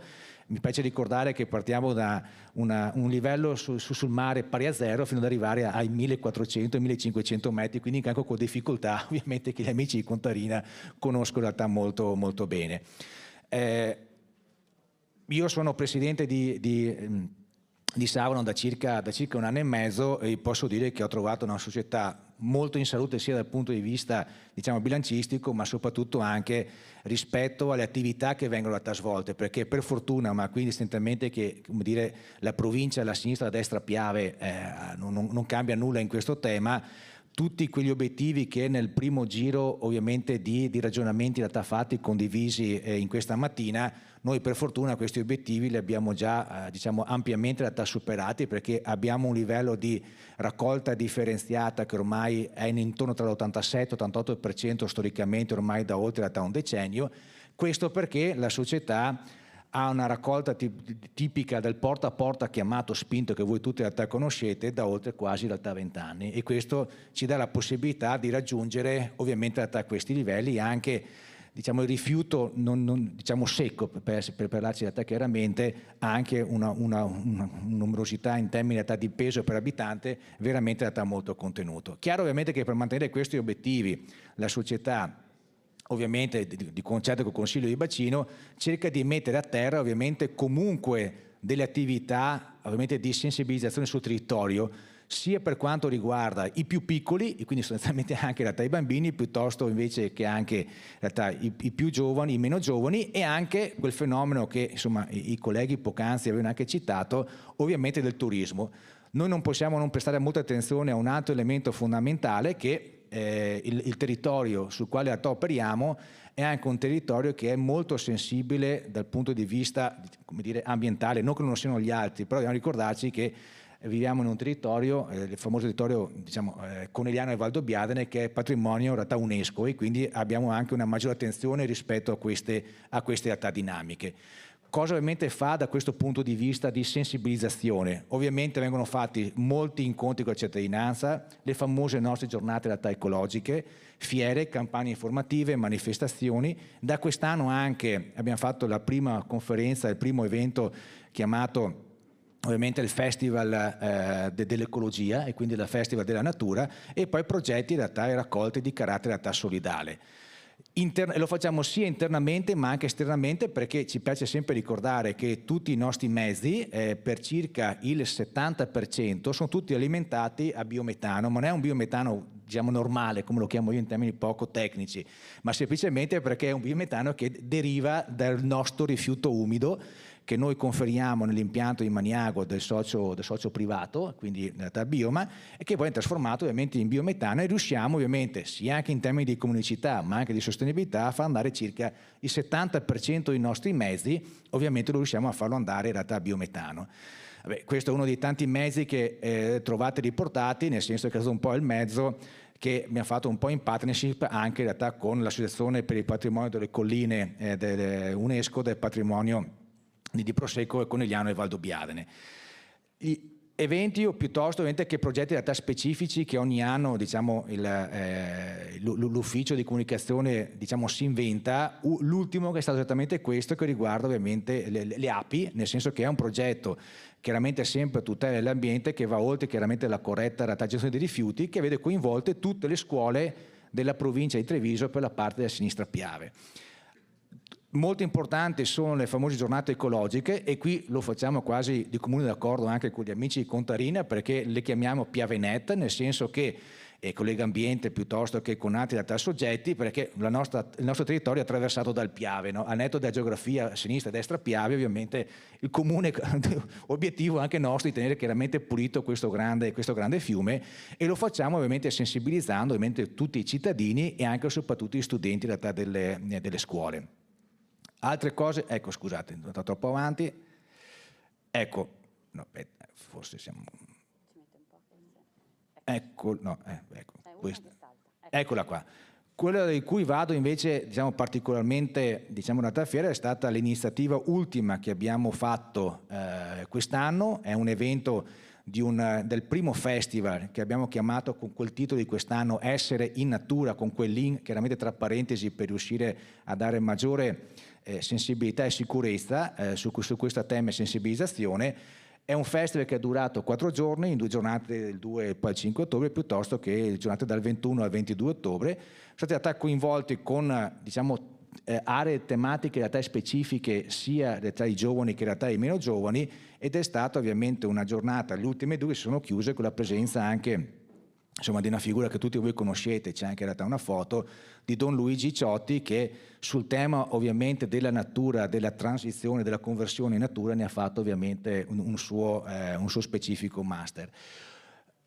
Abbiamo ovviamente anche tutta una serie di strumenti informativi che ci aiutano a divulgare in tal senso la sensibilizzazione rispetto al territorio, quindi noi abbiamo quello che chiamiamo il famoso ecocalendario, che siccome abbiamo la raccolta porta a porta spinta, non tutti, cioè tutti i comuni, ma ragionati anche per quartieri, perché abbiamo comuni molto estesi piuttosto che anche molto numerosi, ovviamente ogni cittadino ha il suo calendario dove è scritto giorno per giorno cosa deve conferire, ovviamente col bidone come dire, della carta piuttosto che del vetro, perché noi il vetro lo separiamo, non lo mettiamo insieme alla plastica, il sacco della plastica, il secco ovviamente non riciclato, piuttosto ovviamente che invece la taglia stesso umido. Abbiamo ovviamente, come la maggior parte di tutti, come tutti chiaramente, la famosa Savano App, che non si chiamerà Savano dalle altre parti ma si chiamerà ovviamente App, ovviamente per dare uno strumento data operativo. Abbiamo deciso anche da sempre di fare questo famoso data giornalino, piuttosto che i classici social siti, e da qualche anno abbiamo anche il famoso bilancio di sostenibilità, che anche in termini di divulgazione rispetto ai performance, parametri e quant'altro effettivamente è molto utile. L'ultima cosa che vi dico e poi vi lascio, l'altra cosa importante, proprio sul tema ovviamente del turismo, abbiamo anche una campagna in realtà multilingue, in modo da poter sensibilizzare tutte le realtà, queste realtà persone. Il nostro impegno nelle scuole è sempre costante, forse la cosa di quale andiamo su questo tema delle scuole particolarmente in realtà fieri è il famoso diario scolastico, per sensibilizzare soprattutto i ragazzi delle scuole, la primaria, cioè come dire, le vecchie famose elementari e le medie. Noi distribuiamo insieme ad altri soggetti, PR Servizi, ATS e anche diciamo, il gruppo ERA, consegniamo gratuitamente circa 18.000 diari a tutti i ragazzi che frequentano queste scuole nei 44 nostri comuni. Ecco. È un modo per sensibilizzare ulteriormente diciamo, i soggetti e le persone rispetto, diciamo, vi ripeto, come detto in premessa, a parametri che ci vedono particolarmente soddisfatti. Ecco. Grazie per voi. Grazie. quindi è stato già passato la palla, diciamo, a Contarina, quindi non resta altro che seguire, e quindi abbiamo Andrea Favalessa, vice direttore generale di Contarina, proprio che è stata una pioniera anche nel porta a porta. L'altra metà della provincia, diciamo. Esatto. Allora, dico solo che è bello condividere esperienze poi di fatto in buona parte sovrapponibili negli intenti, nei risultati, negli intenti e anche nelle modalità, nel senso molte cose sono di fatto sovrapponibili, cercherò di sottolineare alcuni aspetti che però appunto sono di fatto ripresi. Noi siamo appunto Contarina, sostanzialmente tra noi e Savno ci scappa un comune, ma siamo la provincia di Treviso. E a livello, diciamo, di risultati, di cose siamo largamente, diciamo, come si dice, sovrapponibili a livello di modalità. Il modello è lo stesso, il porta a porta spinto, e le modalità di ingaggio anche sono molto simili. Sottolineo una cosa, perché fa funzionare quello che volevo dirvi, noi coinvolgiamo più di 500.000 di abitanti. Il nostro modello, di fatto, che poi appunto è condiviso, un'esperienza condivisa, lo riassumiamo con questo schema. Sostanzialmente il punto cuore è la responsabilità. Responsabilità che vuol dire partecipazione, che vuol dire ingaggio. Una precedente slide di un'altra presentazione diceva quant'è cruciale l'ingaggio della gente. Per noi è il cuore, cioè il fatto della partecipazione e dell'adesione ad un modello che è una condivisione ovviamente che parte da una conoscenza, da una diffusione, da un'educazione, da un ingaggio che poi viene fatto già dalle scuole. Noi vediamo, penso sia esperienza comune, le nuove generazioni sono estremamente attenti. Il primo controllore quando si butta all'immondizia sono le figlie, mi sento osservato. C'è una organica, come dire, coerenza del sistema anche nella tariffa puntuale e quindi nella corresponsione con riferimento a quello che è il comportamento. Tutto questo crea in qualche modo un ecosistema che è coerente e che di fatto viene in qualche modo, prevede in qualche modo un'adesione. Sottolineo l'aspetto del porta a porta, che anche questo è un tema condiviso. Per noi rimane il modello di fatto più performante e avendo avuto la fortuna, la bravura negli anni, noi i nostri cittadini a adottarlo, vediamo che i risultati di fatto sono ancora indiscutibili. Cito solo che la nostra frazione organica ha, nella frazione organica c'è le impurità sono meno dell'1%. Questo risultato di fatto a noi non risulta ottenibile in altro modo. Ed è importante, al di là di postare numeri, è importante perché nella gestione in alcuni casi la purezza del flusso è essenziale per poi la gestione. Stiamo parlando di un modello di gestione, non solo di raccolta. In questo senso noi vediamo ancora la crucialità del modello in questo aspetto. Per fare quanto dicevo, riprendendo di fatto, no? Una cosa critica è il tema della coerenza del messaggio, cioè aver creato nel tempo un ecosistema. Chi si interfaccia con l'azienda di fatto accede a un sistema di cui vede la coerenza al di là dell'iconografia, ma anche proprio nel linguaggio, nei termini usati, e questo è essenziale per in qualche modo riconoscere un sistema che pian pianino viene interiorizzato, no? In questo senso il fatto di avere ovviamente tutti i canali che sono quelli disponibili, poi sono quelli che citiamo tutti perché sono i modi in cui l'azienda in qualche modo si interfaccia, però l'importante è che vengano visti come un insieme coerente. Ne cito uno che fa parte di questo, noi crediamo anche nel sistema integrato, cioè il cittadino, l'utente interagisce con un dipendente Contarina. Abbiamo visto quanto è prezioso il fatto che le interazioni anche più comuni, quotidiane, con l'operatore di raccolta sono importanti perché il cittadino vede una cura, vede un atteggiamento coerente e anche una preparazione. Molto spesso vediamo l'utente non interagisce col direttore, mia moglie dice per fortuna, l'utente interagisce con vice direttore, altrimenti sembra che parli di Rasera, vice direttore, mia moglie dice per fortuna. La gente interagisce con l'operatore che vede e questo è importante perché spesso cosa viene percepito? Mi hanno risposto male. Questo è il tema su cui noi vediamo la vera frontiera dell'ingaggio, visto che di questo stiamo parlando. Questo negli ecocentri, negli sportelli, nell'esperienza online, anche la facilità d'uso, la chiarezza dei messaggi. Gli strumenti, qui riprendo perché di fatto sono quelli comuni, è un bel lavoro fatto negli anni, alcuni vediamo poi evolvono, hanno target diversi, qualcuno funziona, qualcuno magari poi diventa più performante o più funzionale in un certo momento. Io ho partecipato agli eventi di Savno a Conegliano, sono stati veramente, veramente belli, anche come si riesce a parlare non solo facendo stretta informazione, ma dare proprio quello che dicevo, l'idea di un sistema, di un'esperienza, di un valore condiviso. In questo senso credo che l'attenzione alla comunicazione coerente, integrata, ma anche, come dire, in costante attenzione ed evoluzione è veramente critica per quello che stiamo dicendo. Facciamo anche delle attività ovviamente di monitoraggio, poi di solito quando si fanno delle slide è per far vedere che si è bravi. Come vedete noi siamo in leggera flessione quanto alla soddisfazione. Qui c'è un tema, abbiamo visto anche dopo il Covid, di fatto le esigenze sono altissime, le aspettative sono alte. Se parliamo, dico una cosa a titolo esemplificativo di ecocentri, abbiamo commenti sulle code ma anche sul fatto di dover prenotare. Ecco, facciamo ovviamente una gestione che deve anche essere efficiente, corretta, cercando di andare incontro alle esigenze. Ovvio che dobbiamo continuativamente andare incontro alle aspettative che spesso alzano l'asticella continuamente. E va bene così, direi, no? Ecco. Cito invece un caso, in chiusura. Noi abbiamo avuto il destino di coinvolgere Treviso, che ovviamente è una grande città e quindi in qualche modo poteva parlare per la precedente, diciamo, il precedente panel. Noi abbiamo coinvolto Treviso all'interno di una contarina già rodata e matura. In quegli anni, di fatto, l'integrare una realtà più complessa con il nostro modello, che in realtà era già funzionale e rodato, è stato estremamente istruttivo. Questo per dire che mentre crescevano i risultati e la differenziata veniva messa a terra con le modalità che dicevamo, con anche il rigore che ovviamente va fatto accettare, va comunicato e va creato, come diciamo, proprio l'ingaggio, e mentre si vedevano i risultati siamo anche riusciti a gestire una adesione, una soddisfazione generale che in qualche modo ha dimostrato come la gente ha accettato ed ha partecipato, ci è venuta dietro, diciamo.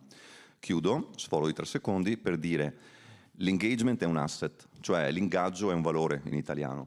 È estremamente importante che quello che abbiamo costruito nel tempo è un valore tanto quanto i numeri, gli 0, ed è forse uno dei veri asset su cui costruire per il futuro, perché questa è un'industria giovane in evoluzione. Evidentemente avere l'ingaggio delle persone è critico per quale che sia poi lo sviluppo e le attività che dovremo fare. Grazie. Grazie. Passiamo quindi a Massimo Melato, amministratore delegato di SESA, che proprio continuando su questo tema della partecipazione civica ha avviato anche un'academy specifica per le scuole, di questo che ci parlerà maggiormente oggi. Vi chiedo solamente cortesemente il telecomando, così possiamo andare avanti. Grazie. Sì, buongiorno a tutti. Sono stato chiamato appunto per parlare della SESA Academy e non propriamente di SESA, quindi non vi illustrerò i dati aziendali come hanno fatto i colleghi, quindi con dei dati meravigliosi. Normalmente preparo delle presentazioni ma poi rigorosamente le cambio e quindi anche stamattina mantengo fede a questa mia indole, perché nell'ascoltare gli interventi che mi hanno preceduto, che ho apprezzato tanto, c'è stata una riflessione che ha fatto la dottoressa Pizzo che mi ha colpito, perché la dottoressa Pizzo, al di là del suo ruolo istituzionale, ha espresso un concetto che a noi della SESA Academy è molto caro, quindi la volevo proprio ringraziare pubblicamente, perché ha detto grazie a SESA, ma in particolare grazie agli operatori di SESA. Cioè ha riportato, come normalmente un amministratore locale sa fare, ha riportato un po' l'attenzione non tanto sui dati di bilancio piuttosto che sui dati sulla tariffa, o tutti giustamente i dati tecnici che sono stati illustrati, ma ha riportato un po' l'attenzione e la centralità del dibattito sulla persona. Ecco, credo che per me questa è proprio l'introduzione giusta a raccontarvi da dove nasce SESA Academy, no? Nasce dalla centralità della persona, sia dal punto di vista tecnico di approfondimento, che è un dovere nostro, e poi vi illustrerò alcuni progetti che abbiamo messo in piedi, ma soprattutto nell'andare a intercettare i ragazzi giovani che sono il nostro futuro e che sono assolutamente d'accordo con quanto è stato appena detto, ovvero che sono i primi diciamo, soggetti attenti alle nuove tendenze, al rispetto dell'ecologia, ma spesso e volentieri non sono più abituati a sporcarsi le mani. Allora, per me la centralità dell'essere umano, soprattutto nel nostro lavoro e soprattutto con le nuove tecnologie che tanto ci aiutano a svolgere i nostri ruoli quotidiani, ecco, la centralità dell'essere umano deve tornare alla capacità di sporcarsi le mani.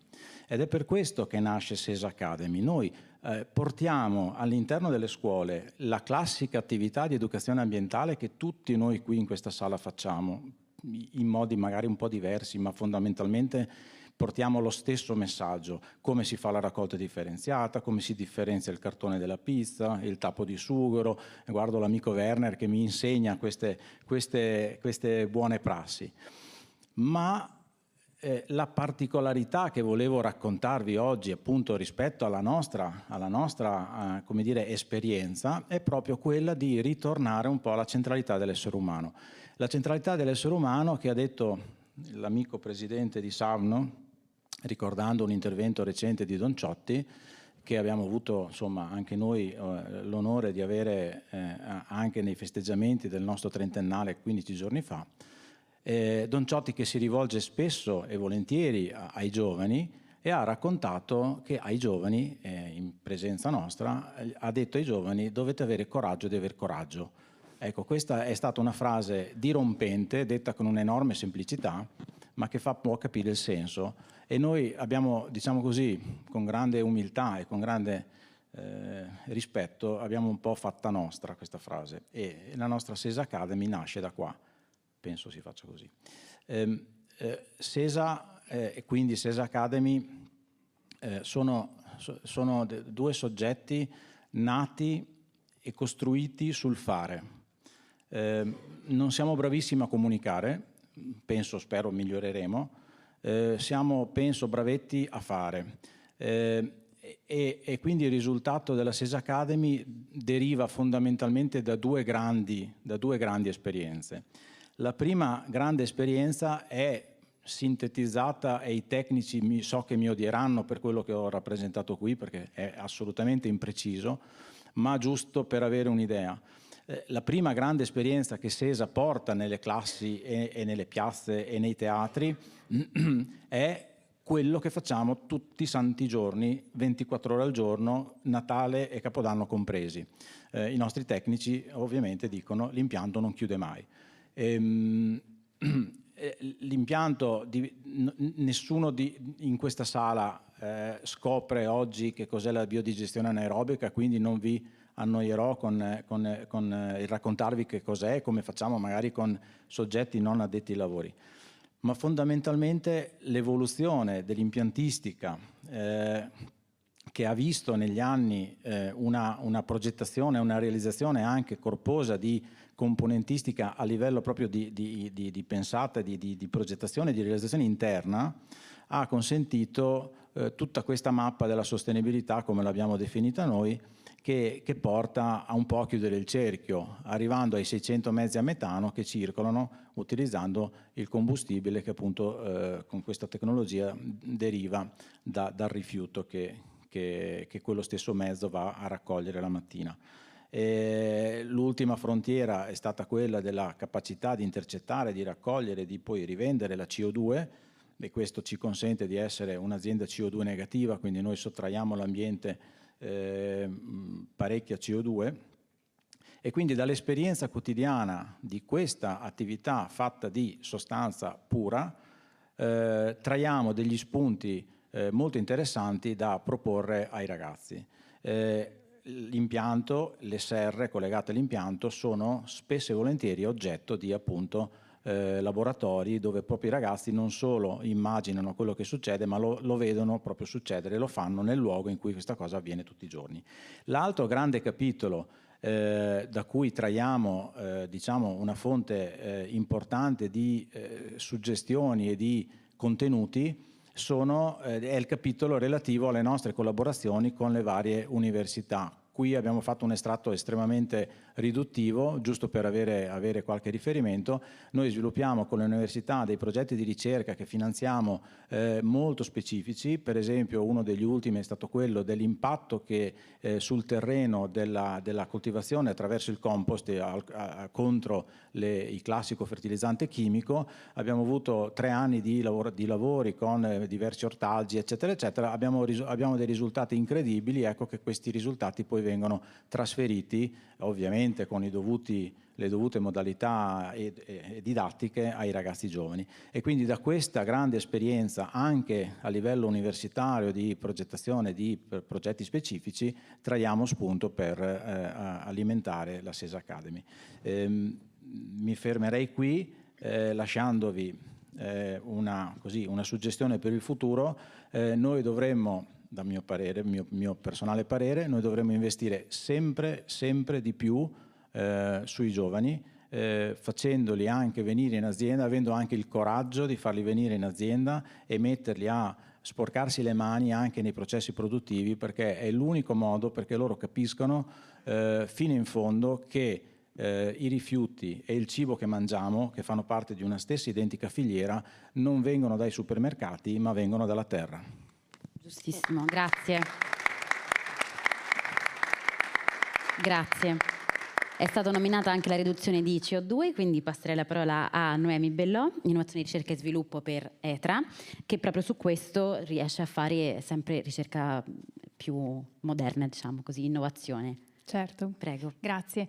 Buongiorno. In linea con il titolo di questa sessione abbiamo pensato di portare un lavoro svolto, che i risultati di un lavoro svolto che ha l'obiettivo di contrastare un problema globale che coinvolge tutti i cittadini, non solo quelli di ETRA, e il problema dei cambiamenti climatici. E il lavoro è proprio il calcolo della carbon footprint di tutte le attività di ETRA. Oggi vi presenterò solo quelle che riguardano il servizio ambientale integrato. In quanto ETRA dal 2024 è società benefit. Cosa vuol dire?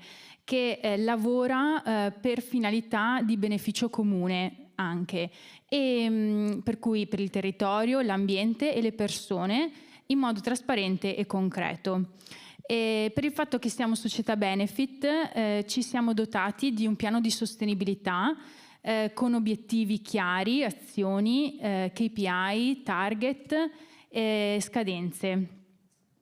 E per il 2025 uno degli obiettivi era quello di calcolare l'impronta carbonica, la carbon footprint di tutte le nostre attività, sia quelle del servizio idrico integrato che quelle del servizio ambientale. E poi nel 2026 andare a definire degli obiettivi di riduzione e raggiungerli. Definire degli obiettivi di riduzione significa anche considerare l'impatto ambientale tra i criteri di scelta degli interventi da programmare. Quindi poi riguarda anche tutte le altre attività che facciamo. Il calcolo dell'impronta carbonica l'abbiamo fatto in collaborazione col supporto dell'Università Politecnica delle Marche, e che ha seguito uno standard internazionale, l'UNI-EN ISO 14064. La carbon footprint è la quantità di anidride carbonica equivalente emessa da una data attività in un arco temporale. Nel nostro caso abbiamo preso i dati del 2023. E perché è importante? Perché causa il problema globale del cambiamento climatico e prende anche vari nomi, quindi se sentiamo impronta di carbonio, emissioni di anidride carbonica equivalente, GHG, vogliono sempre dire la stessa cosa. Quindi vedete in questa slide schematizzato il servizio ambientale integrato di Etra, da cui abbiamo calcolato le emissioni. Le emissioni che partono dal momento in cui raccogliamo i rifiuti urbani a proprio il momento, fino alla fine, dal momento in cui questi rifiuti vengono per esempio conferiti in discarica oppure diventano nuove materie prime, e anche l'uso di queste materie prime, come per esempio il biometano che produciamo, il compost che produciamo, anche quelle emissioni vengono contabilizzate in capo ad Etra. Purtroppo le emissioni che grazie alla nostra attività vengono risparmiate, quindi le emissioni risparmiate dal recupero di rifiuti, dalla sostituzione di materie prime vergini con le materie prime seconde che produciamo, purtroppo queste sono sì calcolate ma non contabilizzate in capo ad Etra secondo la metodologia ISO. Vediamo che le emissioni quindi sono quelle che riguardano la raccolta, dal trasporto all'energia elettrica che serve per esempio per i press container o le isole ecologiche. Le emissioni che nascono dagli impianti, dalla degradazione della sostanza organica, del rifiuto umido, come il consumo di energia elettrica o il consumo di reagenti. E poi sono calcolate e contabilizzate anche le emissioni a valle del nostro perimetro fisico, ma che comunque rientrano nel nostro perimetro di responsabilità, che era una parola citata negli interventi precedenti. Quindi il risultato è stato che per circa 550 milioni di abitanti che serviamo nel nostro bacino Brenta, il servizio ambientale integrato di Etra ha emesso circa 53.000 tonnellate di CO2 equivalente. E quali sono stati i processi che più hanno contribuito, i processi delle nostre attività che più hanno contribuito a questa emissione? Lo vedete qui in questo grafico, il 31% viene dai processi a valle del perimetro di Etra, quindi dagli impianti che ricevono i rifiuti che escono dai nostri impianti. E dopodiché c'è le emissioni che direttamente vengono emesse all'interno del nostro perimetro, nei nostri impianti, le emissioni del trasporto dei materiali, dei rifiuti in uscita, come anche l'uso, per esempio la combustione del biometano o l'applicazione del compost nei terreni. E ovviamente anche la produzione di energia elettrica e termica ha contribuito. Sì, qui andrei veloce, sono le emissioni divise per i nostri tanti impianti e concludo con quello che ci aspetta per il 2026, che è quello di elaborare degli scenari di mitigazione e definire degli obiettivi di riduzione e raggiungerli. Grazie. Grazie. A questo punto ci spostiamo nuovamente, arriviamo a Vicenza, quindi andrei da Andrea Giuseppe Zanonato, amministratore unico di IM Ambiente, che anche loro fanno un lavoro particolare proprio sul coinvolgimento dei cittadini. Mi pare che mi avesse saltato prima, giusto? Dalla scaletta, quindi è la prima volta che mi capita di essere così antipatico alla moderatrice, che no, prima mi caccia. Scherzo, è colpa nostra. L'avevo sentito male. È colpa nostra, faccio una battuta, è colpa nostra perché manchiamo da troppo tempo da questo forum, quindi era una battuta, mi permetta. Siamo così tra amici, manchiamo da tanto tempo da questo forum, ci tenevamo a tornare.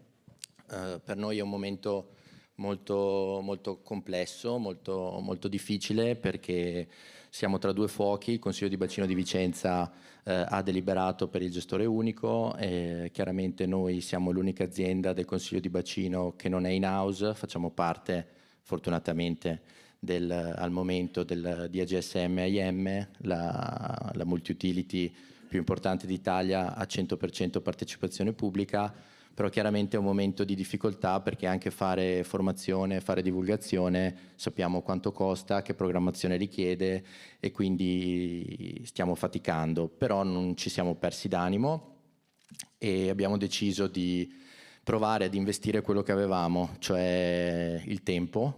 Quindi stiamo correndo tantissimo, stiamo cercando di coinvolgere il più possibile i cittadini. Vicenza è un comune complesso perché al suo interno ha tantissime modalità diverse di raccolta, non c'è mai stata una coerenza, si sono sempre fatte un po' le cose a metà, per cui andiamo dal porta a porta spinto ai cassonetti aperti, con tutto quello che ci sta un po' in mezzo, quindi chiaramente è difficile anche fare formazione perché bisogna sempre clusterizzarla quartiere per quartiere, perché un discorso non va bene per il quartiere successivo.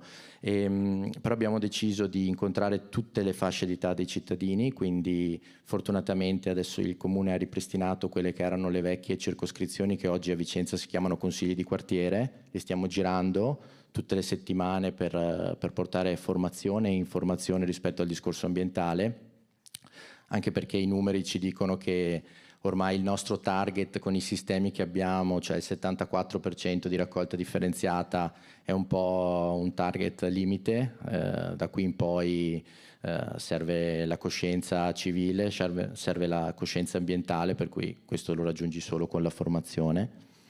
Quindi con gli adulti stiamo lavorando in questo modo, con le scuole chiaramente anche lì, giustamente ho sentito dei bellissimi progetti, noi purtroppo abbiamo fatto un po' fatica a metterli in piedi e siamo andati alla ricerca di economie interne, abbiamo deciso di non stampare più carta, di eliminare tutti i calendari, di eliminare tutti i supporti cartacei, sia perché chiaramente, è inutile dirlo qui, l'impatto ambientale è evidente, ma soprattutto perché questo risparmio ci ha consentito di lanciare un progetto nuovo per tutte le scuole di ogni ordine e grado, quindi dalle primarie fino alle scuole superiori, e di ingaggiare circa 3.000 studenti nel comune.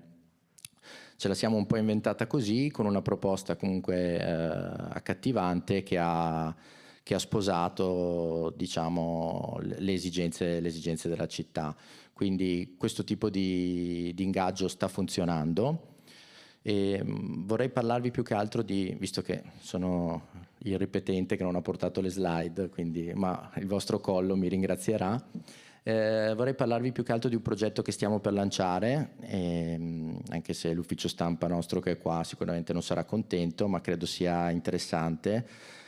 Allora, noi stiamo cambiando la sede, ieri abbiamo inaugurato un nuovo distretto ambientale di circa 50.000 metri quadri, quindi siamo belli cotti, abbiamo spostato 5 diverse sedi di fatto in 2, quindi è un'operazione molto complessa, e perdiamo lo sportello storico nel centro storico di Vicenza, e quindi c'è nata questa esigenza: come possiamo fare, come possiamo andare dai nostri cittadini, e quindi abbiamo pensato di superare il vecchio paradigma del cittadino che va in azienda e va alle aziende, come si diceva a Vicenza quando c'era la vecchia IM, e andremo noi appunto nei quartieri, apriremo uno sportello diffuso che girerà tutti i mesi in tutti i quartieri, uno sportello itinerante che farà, sì certo, anche da riferimento per il tema della Tari, su cui chiaramente non vi annoio perché sono state dette cose molto più importanti di quelle che vi sto dicendo io, ma soprattutto farà formazione, spiegherà i sistemi di raccolta dei quartieri, spiegherà tutte le buone pratiche ambientali. Andremo 2 volte al mese in ogni quartiere della città, e questa è una sfida interessante, tra l'altro fatta con una società benefit, quindi anche un tema sociale che ci permette di riqualificare tramite una società che si chiama WeMami, che è di Vicenza ma che collabora in tutta Italia con le multi-utility, tutte le mamme che dopo le gravidanze hanno difficoltà a riprendere insomma un posto di lavoro, e quindi riusciamo ad accorpare l'aspetto ambientale anche con l'aspetto sociale. Siamo veramente molto orgogliosi di questa iniziativa. Dopodiché fortunatamente abbiamo delle realtà di eccellenza nel nostro comune, una è anche qui che è la cooperativa Insieme, con cui stiamo facendo dei progetti appunto di sviluppo, di divulgazione. Vicenza è un distretto che nelle criticità si distingue, ma si distingue anche nelle eccellenze. Una di queste è il tema del riciclo e della preparazione per il riutilizzo, una cosa che ci invidiano in tutta Italia. Quindi abbiamo un ecocentro, anzi 2, ma soprattutto la Ricicleria Ovest, una delle 4 che abbiamo in città, che è veramente un'eccellenza su questo tipo di operazione, per cui con la cooperativa insieme stiamo cercando di divulgare l'importanza del riutilizzo, l'importanza di tutto quello che è il recupero dei beni, il riuso. Siamo considerati, qualche settimana fa eravamo a Napoli a un convegno europeo di reuse, come una guida da questo punto di vista, e quindi anche con loro stiamo cercando di instillare un po' nella mente di tutti i ragazzi. Prima sentivo parlare di giovani e chiaramente da lì arriva, perché poi sappiamo i giovani quanto possono impattare i bambini, soprattutto nella vita delle famiglie, l'idea che non tutto deve essere nuovo, non tutto deve essere usa e getta, non tutto deve essere fast fashion, ma beni che apparentemente ci sembrano vecchi, che è più comodo considerare vecchi, in realtà hanno grandi potenzialità. Quindi stiamo cercando di agire un po' a tutto tondo con le risorse che abbiamo, ma la nostra partecipazione qui, insomma, fa parte di un percorso di reimmissione nella rete, perché chiaramente venire qui e ascoltare una serie di esperienze di successo non può che darci grandi stimoli. Speriamo che il Consiglio di Bacino riesca presto ad arrivare a questo gestore unico a Vicenza, quindi con un gestore in house completamente, e questo probabilmente ci darà grande programmazione, ma abbiamo deciso, contro anche la volontà di tanti, di non aspettare, cioè di non rimanere in attesa degli eventi, ma abbiamo comunque deciso di provare a determinare tutto quello che dipende da noi, in modo tale da presentarci poi nel gestore unico come una società più attuale. Ecco, quindi concludo dicendo che è un grande piacere essere tornati, sicuramente non è una comparsata, puntiamo ad esserci anche nei prossimi anni e sicuramente quando entreremo nel gestore unico saremo portatori, insomma, della bontà di questa iniziativa e anche della partnership con Legambiente. Grazie ad Ambiente. E sempre proprio per sottolineare l'importanza del coinvolgimento dei cittadini, andrei da Noemi De Santis di DNA Ambiente, che è anche founder e responsabile della comunicazione per l'app Junker. Grazie, buongiorno, siamo particolarmente felici di essere qui. Ringraziamo Legambiente Veneto perché ho l'onore di presentarvi per la prima volta DNA Ambiente. Che cos'è? È un ecosistema digitale, in realtà è un brand, è un ecosistema digitale che raccoglie, è giovanissimo, nato un anno fa, ma raccoglie aziende che sono nel settore della gestione ambientale anche da 30 anni, come Ambiente.it o Sartori Ambiente, che da 30 anni forniscono servizi ambientali. Noi tutti insieme, tutti e 5, copriamo l'intero arco dei servizi della gestione ambientale e assieme tutti quanti consolidiamo nel gruppo Pietro Fiorentini, che ha sede qui a Vicenza, insomma qui nel Veneto, e tutti tra i più esperti e i nuovissimi, tra cui c'è anche Junker, ci sono anche aziende come HPA che fanno intelligenza artificiale specificamente associata e pensata, addestrata per i servizi ambientali.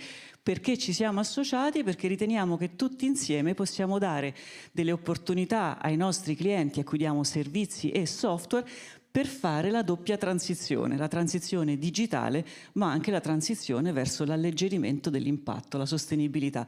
Come facciamo?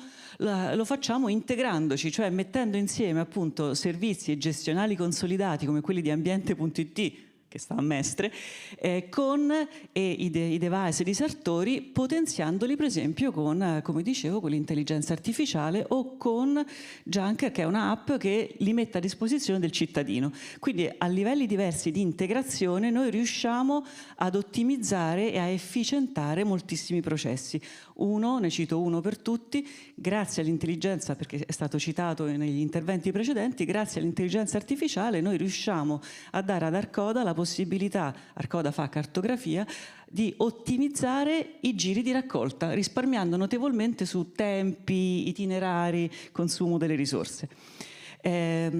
Ma la caratteristica, ed è qui il motivo della mia presenza all'interno di questo panel, è che tutto questo ecosistema gira intorno al cittadino, cioè nasce per mettere al centro e rendere più facile, più collaborativa l'attività del cittadino. Siamo in un settore in cui se il cittadino, come è stato detto ampiamente, non collabora, non si produce valore. E allora come facciamo a incentivarlo? Oltre alle campagne di sensibilizzazione che avete raccontato, che sono bellissime e di cui faccio grandi complimenti, noi come operatori siamo in quel segmento che cerca di rendere facile l'esecuzione delle azioni quotidiane.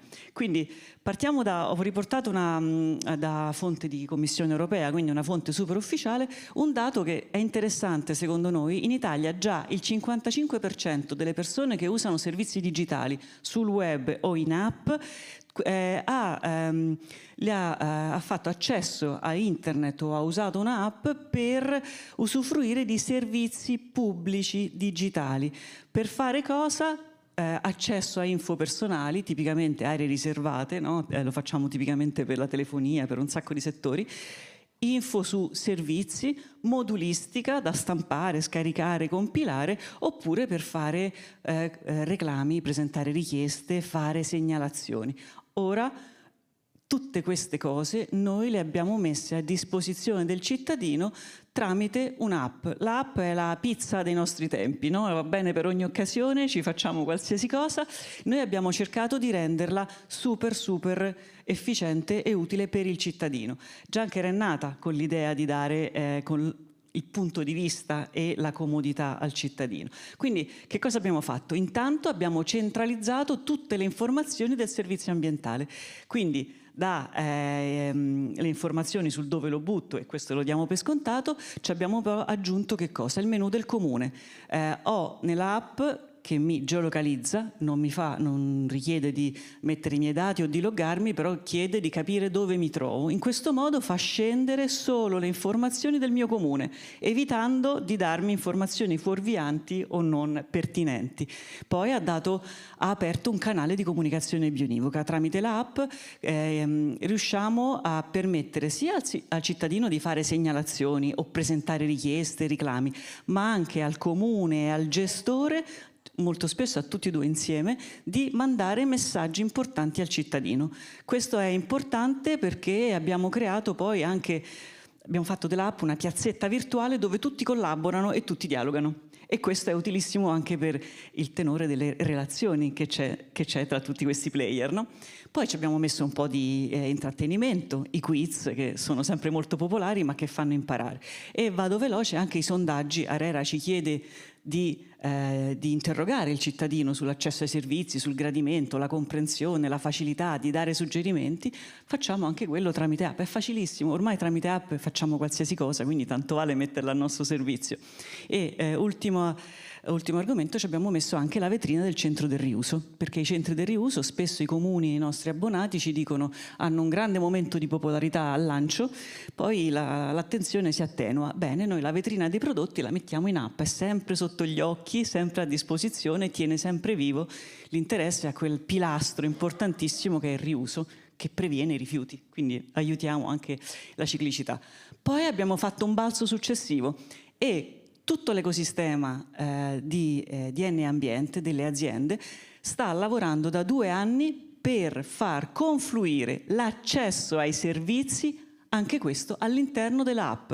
Cioè la app diventa il punto attraverso il quale non solo il cittadino ottiene o manda informazioni, ma accede e usa servizi. E quindi qui mi prendo un paio di minuti per darvi un esempio di servizi che abbiamo già reso disponibili. Il primo fra tutti, prenotazioni ritiri. Prenoto con 2 clic a vari livelli di complessità, integriamo qualsiasi livello di richiesta e il cittadino si vede con pochi clic confermato giorno, orario della raccolta del suo ingombrante di cui deve liberarsi. Tramite app diamo accesso anche ai centri di raccolta o ai bidoni intelligenti. Quante volte dimentico la tesserina, mi scordo la chiavetta, ho un bed and breakfast o affitto il mio appartamento e ho questa chiavetta e questa plastichetta che girano, no? Che consegno e spesso non mi viene riconsegnata. Non c'è problema, faccio una delega in app, esce un QR code e con quello faccio l'accesso, do accesso ai miei affittuari. È un esempio piccolissimo ma di grande impatto. Un pilota che stiamo facendo a Comacchio, paese di 20.000 poco più abitanti, ci vede in 4 mesi il download di questa funzione da parte di oltre 10.000 persone, la metà della popolazione, e in 4 mesi oltre 230.000 conferimenti. Perché? Perché come sblippiamo per pagare al supermercato con lo smartphone, ormai è altrettanto comodo sblippare per conferire un'altra risorsa importante che sono i nostri rifiuti. Vado veloce, abbiamo aggiunto anche ovviamente l'area riservata per consentire al cittadino di vedere i suoi dati, a che punto sono della Tari, no? Per la tariffa puntuale, a che punto sono con i miei conferimenti, a che punto sono con la bolletta, con i pagamenti, eccetera, eccetera. Dulcis in fundo abbiamo anche reso digitali, grazie ai colleghi di Sartori Ambiente, le compostiere, mettendo un QR code che sulla compostiera consente al cittadino, sblippandolo con l'app, di riconoscere la compostiera che è censita. La lego all'albo compostatori digitale e da quel momento io posso dimostrare con un automonitoraggio che faccio in app, riempiendo il modulo regionale e facendo 2 foto geolocalizzate, di mandare annualmente lo stato della mia compostiera per dimostrare che ho mantenuto il diritto allo sconto, ma soprattutto per permettere all'ARPA, per esempio l'abbiamo fatto nel Genovesato, il conteggio delle volumetrie ai fini del conteggio anche dell'organico che non ritirato sfugge altrimenti alla contabilizzazione. Ho fatto rapidi esempi per darvi l'idea del fatto che i sistemi informativi oggi sono pronti e i cittadini sono pronti a utilizzarli, e quindi il successo nei 3.500 comuni in cui come ecosistema siamo presenti ci dimostra che appunto siamo in una nuova era, quella in cui attraverso il digitale possiamo dare accesso a tanti servizi. La bellezza anche, concludo con questo, è il fatto di poter coordinare i player, che è la cosa forse più complessa, no? Coordinare in modo omogeneo e concorde l'informazione tra cittadini, governance e aziende, che passi in modo fluido ed efficace. Grazie. Grazie, quindi si può fare. Si può fare. Grazie. A questo punto ci siamo, io mi rivolgo a Sergio Capelli, direttore Legambiente Piemonte ed esperto di comunicazione ambientale. Abbiamo visto tanti diversi modi, no? Per poter coinvolgere la cittadinanza.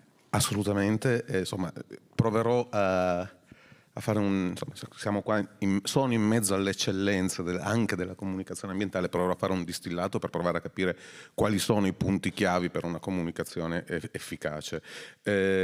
Innanzitutto però parto da un ringraziamento a Legambiente Veneto, al presidente Gigi Lazzaro e al direttore Piero De Candia e a tutto lo staff che si è so bene quanto impegnato per realizzare questa giornata, quindi veramente grazie di cuore per l'invito e per il grande lavoro che state facendo. Parto da un presupposto, ce lo siamo detto, probabilmente è una banalità, ma ogni tanto anche le banalità è bene ripetercele.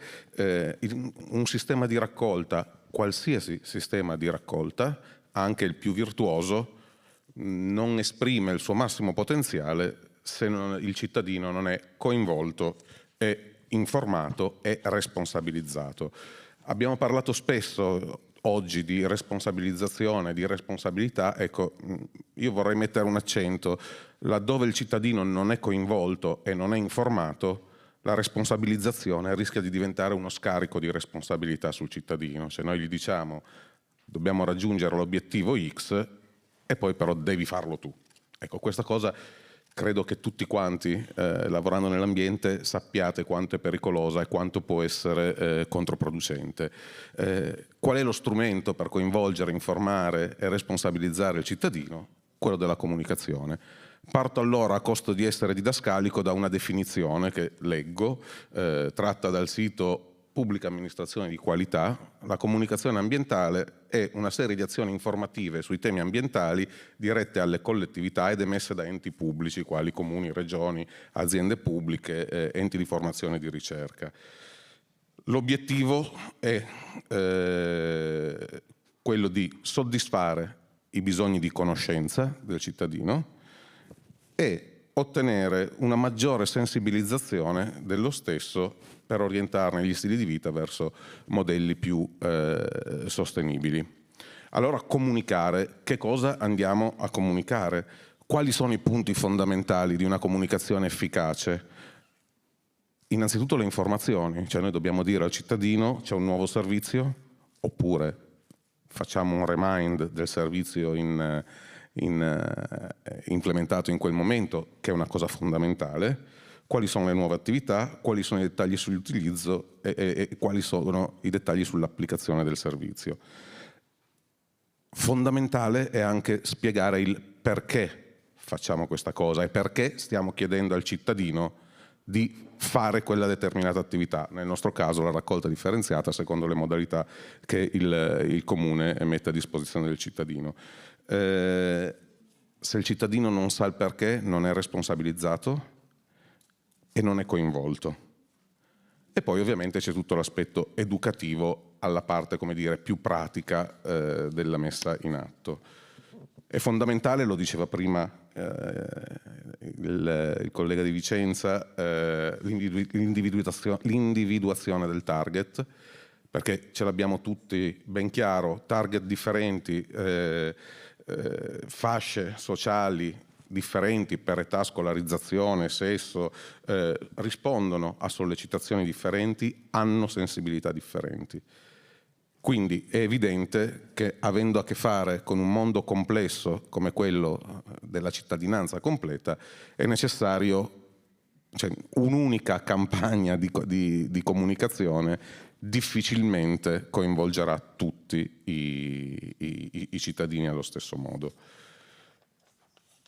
La multimedialità e la cross-medialità, allora abbiamo i mezzi standard che siamo abituati a utilizzare, quelli con cui alla fine del secolo scorso ho iniziato a lavorare, quindi i media tradizionali, ma insomma social network, ogni social network ha un linguaggio differente, ogni social network ha un target differente, cioè io immagino che tutti qua sappiamo che se noi intendo noi cinquantenni, utilizziamo Facebook, i nostri figli Facebook non sanno neanche più che cosa sia, eppure per noi ha rappresentato una novità eccezionale. Il linguaggio è molto differente. Nella responsabilizzazione del cittadino è fondamentale, come dire, che l'emittente del messaggio sia presente, sia visibile. Il porta a porta, che poi io chiamerei quasi corpo a corpo, nella comunicazione diventa una cosa fondamentale. Perché? Perché l'emittente, un vecchio mantra del comunicatore, non so se nessuno l'abbia mai pronunciato davvero, infatti è anonimo, ma dice che la comunicazione non parte dalla bocca che parla, ma dall'orecchio che ascolta. Cosa significa questo? Che è necessario che l'orecchio che ascolta sia in grado di comprendere il messaggio e abbia una stima sufficiente dell'emittente per poterlo introitare. È quindi necessario che l'orecchio dell'ascoltatore sia, fra virgolette, pulito dai pregiudizi sul comunicatore. Nel nostro caso tipicamente l'azienda pubblica o privata o l'ente di governo, quindi il comune. È dunque necessario parlare con i cittadini, lo dicevo, il corpo a corpo è fondamentale, abbiamo sentito parlare di operatori come primo punto di contatto ed è fondamentale, è necessario metterci la faccia, quando si va una tantum, facciamo delle riunioni con la nostra cittadinanza dove il comune e l'azienda ci sono fisicamente. È fondamentale non fare false promesse.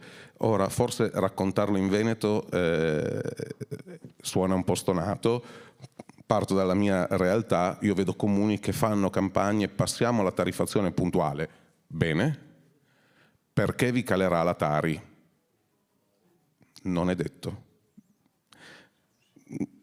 No, non è detto, è una promessa che rischi di non mantenere. Puoi raccontare perché ovunque sia stata applicata e la Tari è calata, fare la promessa ti calerà la Tari rischia di essere controproducente, perché se la promessa non viene mantenuta è un boomerang. E infine la coerenza, cioè se io chiedo al cittadino di impegnarsi, lo coinvolgo, lo responsabilizzo e gli dico che il nostro obiettivo è l'obiettivo X, devo metterlo in condizione di raggiungerlo quell'obiettivo. Quindi attenzione anche agli strumenti che si dà, anche alla scelta di modalità di raccolta che si dà al cittadino.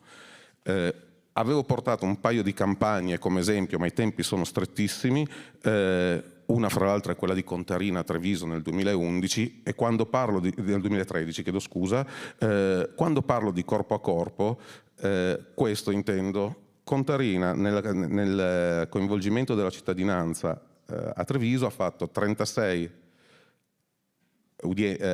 eventi pubblici aperti alla cittadinanza, coinvolgendo circa 11.000 cittadini su un totale di abitanti di Treviso. Quanti abitanti fa? Poco meno di 100.000. Vuol dire che un abitante su 10 è stato contattato direttamente da Contarina. Questa è una cosa fondamentale. Infine un'ultima notazione. Abbiamo parlato di sistemi misti. Il sistema misto è complesso, è complicato, è difficile far capire a un cittadino che lui utilizza un metodo di raccolta e la via dopo ne utilizza un altro. E su questo tema qua, cioè quando cresce la complessità del servizio, deve crescere l'intensità della comunicazione. La dico con un'esagerazione, ma banalmente mi aspetterei che davanti, e a questo punto lo dico per Torino, perché in quella situazione, 3 diversi tipi di raccolta sulla città, laddove viene inserito un nuovo metodo di raccolta con riconoscimento utenza, mi aspetterei che davanti al cassonetto, una volta a settimana, di trovare un operatore che spiega, monitora, vigila e poi eventualmente sanziona. Grazie. Grazie. Io ringrazio allora tutti i relatori e le relatrici di questa sessione e quindi passerei a questo punto, anche se già abbiamo fatto alcuni spoiler, però proprio la sessione dell'innovazione. Quindi vi chiedo cortesemente di lasciare le sedie. Grazie a tutti anche per il rispetto dei tempi. Abbiamo un insieme di interventi, ma stiamo andando benissimo. Quindi a questo punto chiamerei sul palco Marco Bono, Martina Scoponi, Khadija Hashimi, Giovanni Scalia, Linda Galiazzo, Lorenzo Favaro e Luigi Lazzaro.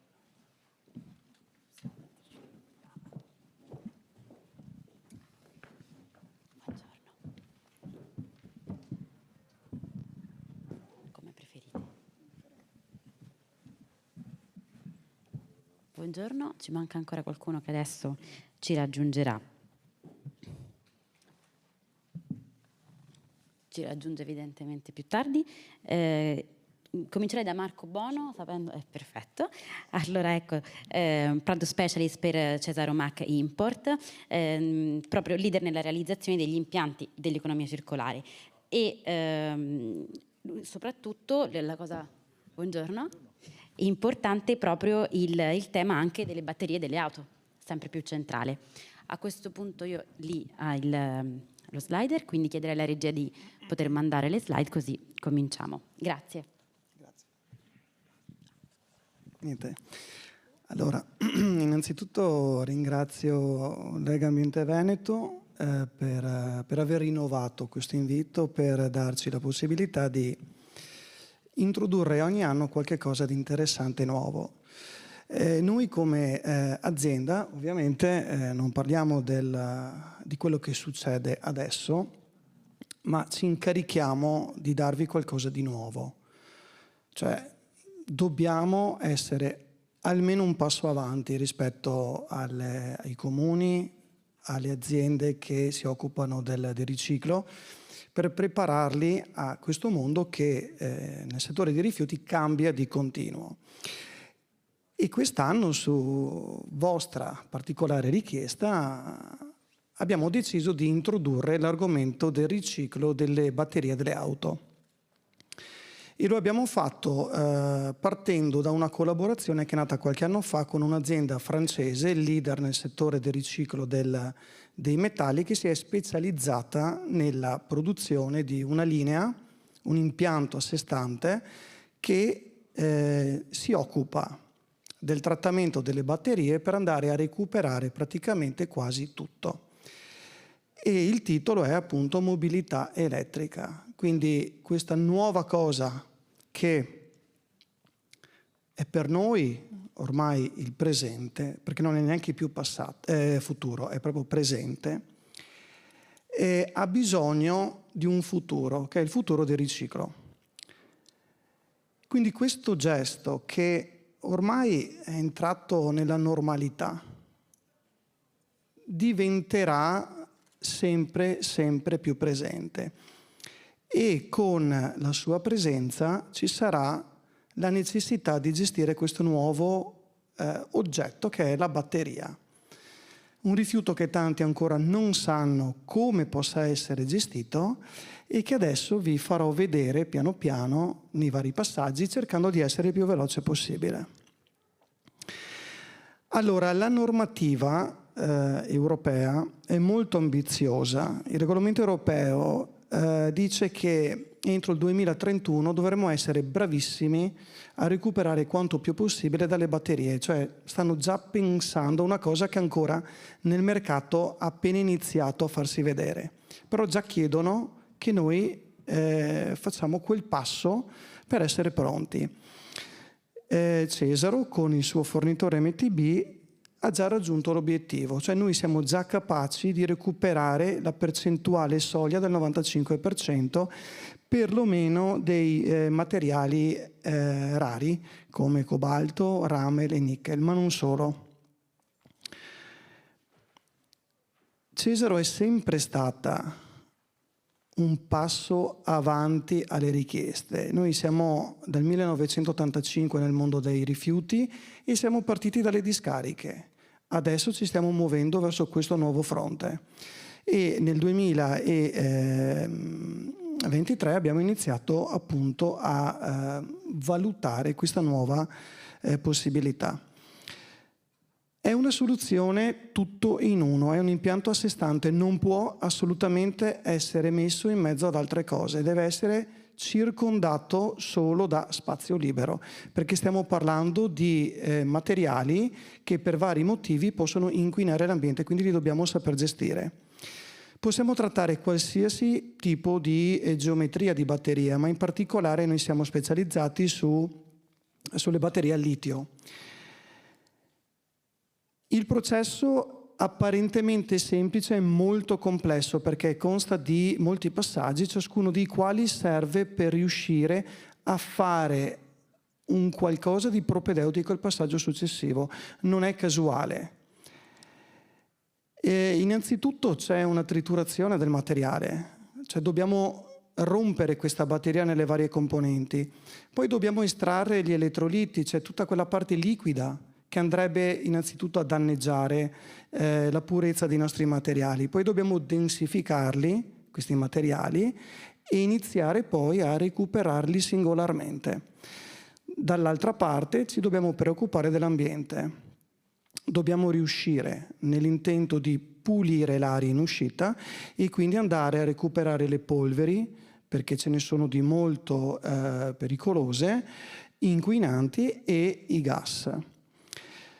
In particolare è la prima fase quella che fa la differenza. Noi dobbiamo riuscire a non avere un ambiente con l'ossigeno e quindi questo tipo di macchina, che è un trituratore, è stato potenziato, è stato modificato per riuscire a lavorare in un'atmosfera inerte di azoto. L'ossigeno viene tolto, entra l'azoto e quindi impedisce di avere il comburente per l'esplosione o per l'incendio.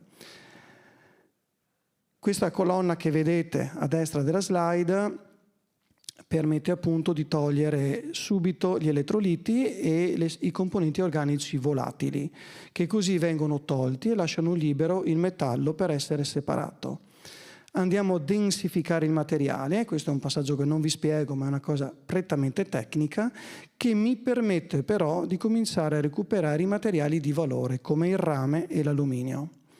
E durante questi passaggi noi poi andiamo anche a togliere tutta la parte di metalli nobili, come dicevo prima nickel e cobalto, e andiamo a pulire ancora di più le materie più preziose, in particolare il rame.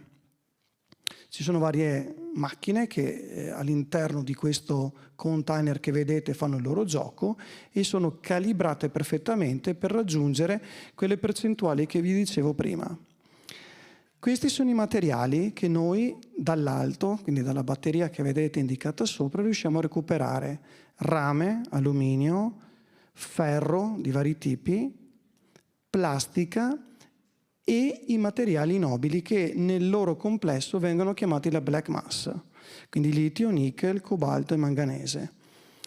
Come vi dicevo, deve essere un luogo sicuro per l'ambiente. Le batterie prima del trattamento devono essere stoccate in un posto sicuro, devono essere protette da eventuali incidenti e tutto il sistema interno allo stesso modo deve permettere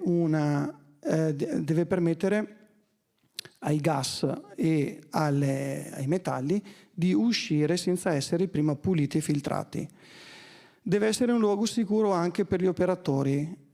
Tutti gli operatori che lavorano all'interno dell'impianto non possono non avere un sistema di purificazione, delle bombole di ossigeno integrative, che qua non vedete, delle maschere che permettono la salubrità impediscono di danneggiare la salute, garantendo la salubrità massima per l'operatore. Quindi, se questo è il nostro presente, noi stiamo già andando verso un futuro. Grazie. Grazie. E proprio da qui ricominciamo, no? Perché questo è il panel, prego. Questo panel è proprio dedicato alle filiere virtuose e agli impianti dell'economia circolare che guardano all'innovazione. Quindi un'altra filiera che sappiamo essere importante sempre di più è anche quella dei RAEE. E quindi per questo, per la complessità proprio della gestione, ma anche per la quantità di risorse, la qualità di risorse che si possono recuperare, andiamo da Martina Scoponi, direttrice servizi generali per Stena Recycling. Può anche prendere quello, grazie, così questo ce lo teniamo da questo lato. Dovrebbe essere già acceso, quindi ok. Prego. Grazie mille, sono molto contenta di essere qua in sostituzione del nostro amministratore delegato. Ogni anno abbiamo il piacere, oramai da 3 anni, di partecipare e per noi è un po' anche il modo di fare il check a quello che abbiamo fatto in questi anni. Stena Recycling, per chi non ci conosce, fa trattamento dei RAEE, quindi rifiuti elettrici ed elettronici. Siamo un gruppo che negli ultimi anni è cresciuto, quindi in realtà c'è Stena Recycling, che è la capogruppo, Tredcarpi, che ha un impianto di trattamento RAEE in Emilia-Romagna, e l'ultima acquisita invece si concentra sulla parte dei non ferrosi. La nostra collocazione è in 3 regioni, quindi Veneto, Emilia-Romagna e Lombardia. La maggior parte dei nostri siti, che sono 5, fanno RAEE, quindi i rifiuti che arrivano dalle isole ecologiche, e abbiamo sviluppato nel 2023 un impianto che invece tratta la plastica dei RAEE, che è un po' diverso, diciamo, dalla plastica degli imballaggi, però più o meno ha le stesse sfide sul mercato in questo momento. La nostra mission, dal punto di vista proprio della strategia, è quella di massimizzare il riciclo, perché non solamente per una questione di sostenibilità ambientale, ma anche per una questione di sostenibilità economica. Quindi è importante che tutti gli elettrodomestici che entrano nei nostri impianti possano in qualche modo riuscire ad arrivare alla parte di end of waste. Questa dicitura molto tecnica in realtà significa riuscire a passare a un prodotto che io posso rimettere sul mercato non con il formulario ma con un DDT, e posso venderlo direttamente alle aziende che fanno produzione. tutti i nostri investimenti, tutta la nostra strategia degli ultimi anni è stata proprio orientata a questo scopo, e non solamente perché siamo bravi eccetera eccetera, ma proprio anche perché è la normativa che spinge sempre di più le aziende che fanno rifiuti ad orientarsi verso delle frazioni monoprodotto, possibilmente vendute localmente in Italia, perché comunque tutta la parte della normativa del transfrontaliero eccetera eccetera ci porta ad avere più requisiti da soddisfare, e quindi è sempre meglio arrivare a un prodotto pulito. Questi sono i dati della raccolta. Una delle sfide per gli impianti che fanno trattamento RAEE sono i rifiuti d'ingresso. Noi non abbiamo tantissimi contatti con i cittadini perché il sistema RAEE è un po' complicato, un po' diverso. Alla fine il responsabile del fine vita è il produttore dell'apparecchiatura. Negli anni la raccolta è sempre aumentata, però con un tasso di aumento veramente risicato. Diciamo che la nostra multinazionale ha sedi in tutto il nord Europa, loro sono a circa 12 kg per abitante di raccolta RAEE e noi arriviamo a malapena a 5-6, insomma. Questi sono i dati del 2024 che vengono poi pubblicati a marzo. Quindi il 2025 più o meno ha lo stesso tipo di andamento, quindi questo 2,5%. Il raggruppamento R3 in realtà, che si vede così in discesa, e R5 sono un po' particolari perché ovviamente stanno finendo le TV a tubo catodico, quindi è per quello che è così bassa la raccolta, perché pesano molto meno i TV flat. Diciamo questo. Il Veneto è stata una delle regioni che l'anno scorso ha avuto l'aumento più importante, quindi insomma qualcosa si sta muovendo. Non vado veloce così non... oltre alla sfida della raccolta, le sfide che noi vediamo che ci troveremo ad affrontare nei prossimi anni e che quindi stiamo pensando a come affrontare sono l'automazione, perché parlando di sostenibilità non si può non pensare alla sostenibilità proprio di chi effettua il lavoro di diciamo un operatore che fa trattamento rifiuti già è un ambiente diciamo scomodo. Abbiamo visto prima l'operatore con la maschera, con l'ossigeno. Diciamo che per i RAEE non siamo così, però c'è proprio per una questione normativa che viene richiesto all'operatore di togliere la parte pericolosa dell'apparecchiatura, c'è tutta una parte manuale che stiamo cercando di automatizzare. Abbiamo comunque uno dei rischi più importanti nei nostri impianti è il rischio incendio, quindi la gestione delle batterie al litio, perché anche le piccole batterie al litio, quelle a bottone, se finiscono all'interno delle apparecchiature sono pericolose, quindi sia durante il conferimento nelle isole ecologiche, il trasporto e poi all'interno dei nostri impianti, il sistema RAEE sta cercando di vedere se riesce a mettere una fine al rischio incendio perlomeno nelle isole ecologiche, quindi da questo mese più o meno fino a marzo tutte le isole ecologiche italiane verranno dotate di delle gabbie. Non so se avete mai visto le gabbie in cui vengono messi i piccoli elettrodomestici, comunque completamente chiuse, in modo da separare tutto quello che ha batteria al litio che non può essere rimossa manualmente da quello che invece sono le apparecchiature senza le batterie al litio, per una maggiore sicurezza. Noi vedremo nel corso del prossimo anno se questa misura porta poi anche agli impianti di trattamento dei vantaggi. E poi ci sono tutte le nuove tecnologie di separazione proprio per andare verso prodotti end of waste. Dal punto di vista della plastica, oramai ne abbiamo parlato anche negli scorsi Ecoforum abbiamo presentato il nostro impianto che fa plastica RAE, è un po' diversa dalla plastica degli imballaggi.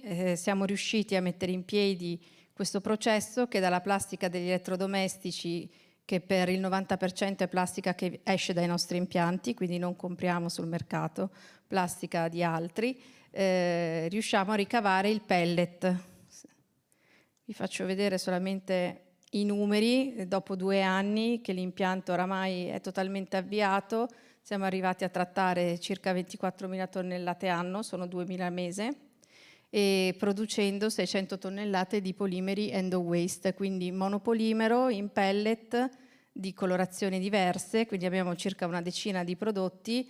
Non sempre riusciamo a venderli per fare nuovi elettrodomestici, quindi fare proprio il loop dell'economia circolare chiusa, però sicuramente stiamo facendo di tutto per rimanere nella produzione poi di manufatti di plastica. Vado veloce così. Il nostro impianto poi strategico per il futuro sarà sicuramente quello che noi chiamiamo il PMR, che macina e tratta tutta la parte dei rifiuti elettrici ed elettronici del gruppo 4, quindi piccoli elettrodomestici, con lo scopo di ricavare una frazione in cui andiamo a concentrare quelli che sono i materiali preziosi, rame, oro, alluminio, platino, e che vengono poi recuperate in impianti specializzati come le raffinerie. Noi lavoriamo con un impianto in Svezia e un impianto in Giappone, e questo comunque è le famose materie critiche di cui si sente tanto parlare e che non possiamo, diciamo, non considerare quando andiamo a fare il trattamento dei RAE. E l'ultimo progetto, vi rubo un minuto, che l'anno scorso avevamo anticipato, è partito a settembre, Treccarpi, l'impianto che abbiamo in provincia di Modena.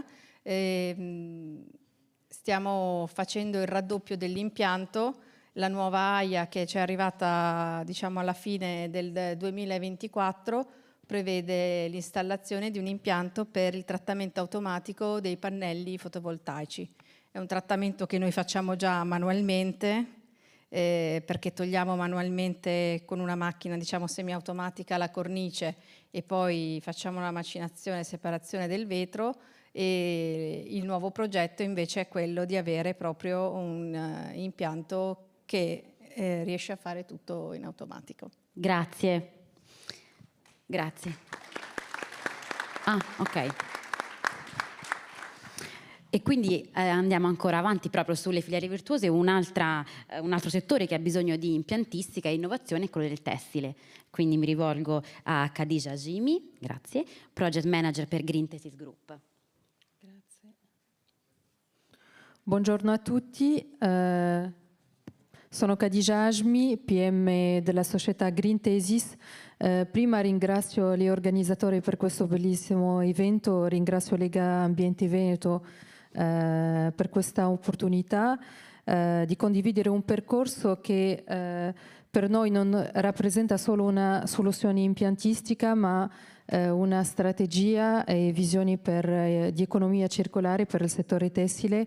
L'anno scorso abbiamo partecipato a Ecoforum con il nostro direttore tecnico Briviliero e oggi sono io a presentare il proseguimento di questo progetto che è stato autorizzato qualche mese fa e ci auguriamo di iniziare prossimamente.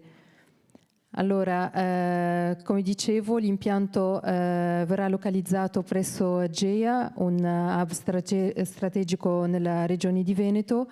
GEA fa parte del gruppo Greenthesis. Per chi non conosce Greenthesis, è un player importante nel settore ambientale da circa 30 anni. Copriamo delle attività diverse, dal trasporto, collezione dei rifiuti speciali, pericolosi e non pericolosi, trattamento dei fanghi, impianti per trattamento dei reflui, impianti per la valorizzazione e produzione di energia rinnovabile, per anche il trattamento dei fanghi. Oggi siamo circa 700 indipendenti in tutta l'Italia, con più di 25 impianti. Vengo al settore del tessile, quindi secondo ISPRA nell'anno 2022 le stime sono circa 160.000 tonnellate di rifiuti tessili, e il settore tessile ha circa 4 al 10% delle emissioni, quindi sappiamo quanto inquinamento produce questo settore. Solo in Veneto abbiamo 2 impianti per il settore tessile, sia GEA sia Ecorex, però anche questa slide per darvi un'idea sulla nostra presenza in Regione Veneto con 7 impianti, circa 240 indipendenti. Quindi gli scarti tessili in Regione Veneto sono circa i valori stimati sono circa 21.000 tonnellate, solo il nostro impianto copre circa il 100% per la provincia di Padova e il 24% per la regione Veneto, con una capacità complessiva di circa 3.360 tonnellate per il trattamento degli scarti tessili pre-consumo. Inizio con il primo impianto Ecorex per recupero dei scarpi, accessori e borse in pelle, quindi questo impianto permette di trattare circa 1 tonnellata all'ora con la riscessione degli scarpi, come vediamo nella slide, con separazione del materiale, pelle, plastica o tessile. Poi ci sarà un disamballaggio, rimessione di danneggiamento dello brand quando è necessario, smontaggio manuale delle scarpe, selezione del materiale, poi una reintegrazione dei materiali per nuovi prodotti. Adesso per il secondo impianto, il progetto Rule presso GEA. Questo progetto è finanziato PNRR, quindi l'obiettivo, come ho detto prima, è recupero dei scarti tessili per consumo per prodotti end of waste. L'obiettivo anche è per ridurre l'impatto ambientale, recupero e la valorizzazione dei materiali per consumo e trasformare i scarti tessili verso un nuovo valore. La proposta progettuale di questo impianto si sintetica in 6 macroattività: pianificazione di una soluzione per il produttore dei rifiuti, l'assegnazione di un'area dedicata, ovviamente l'analisi del materiale prima del trattamento per accettazione nel ciclo del processo di trattamento, la distribuzione fiscale dei beni, creazione del valore e anche il recupero energetico. Abbiamo anche pensato all'organizzazione della raccolta presso le unità produttivi dei rifiuti tessili e dei punti di vendita, tramite anche dei contenitori identificabili, con anche la separazione del colore, del materiale, anche l'ottimizzazione dei tempi che poi vediamo tramite dei mezzi ben specifici, e anche la tracciabilità di questi materiali tramite un QR code.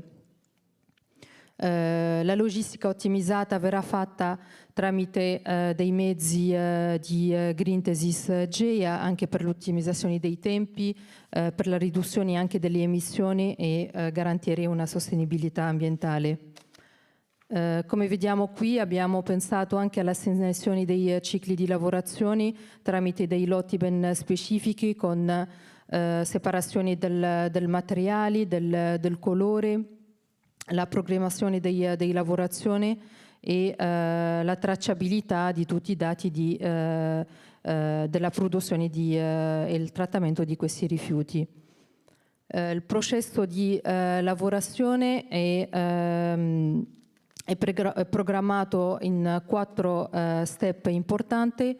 Dopo la riscessione dei rifiuti verrà fatta una selezione manuale per prima per l'eliminazione dei contaminanti che sono zip, centuri, parti metalliche, bottoni eccetera, e anche la lettura dell'etichetta e una separazione ben fatta. Sappiamo oggi che c'è il discorso del fast fashion, la presenza sempre delle materie plastiche, poliestere eccetera nei scarti. Noi cerchiamo di eliminare questi rifiuti e di recuperare una materia pregiata.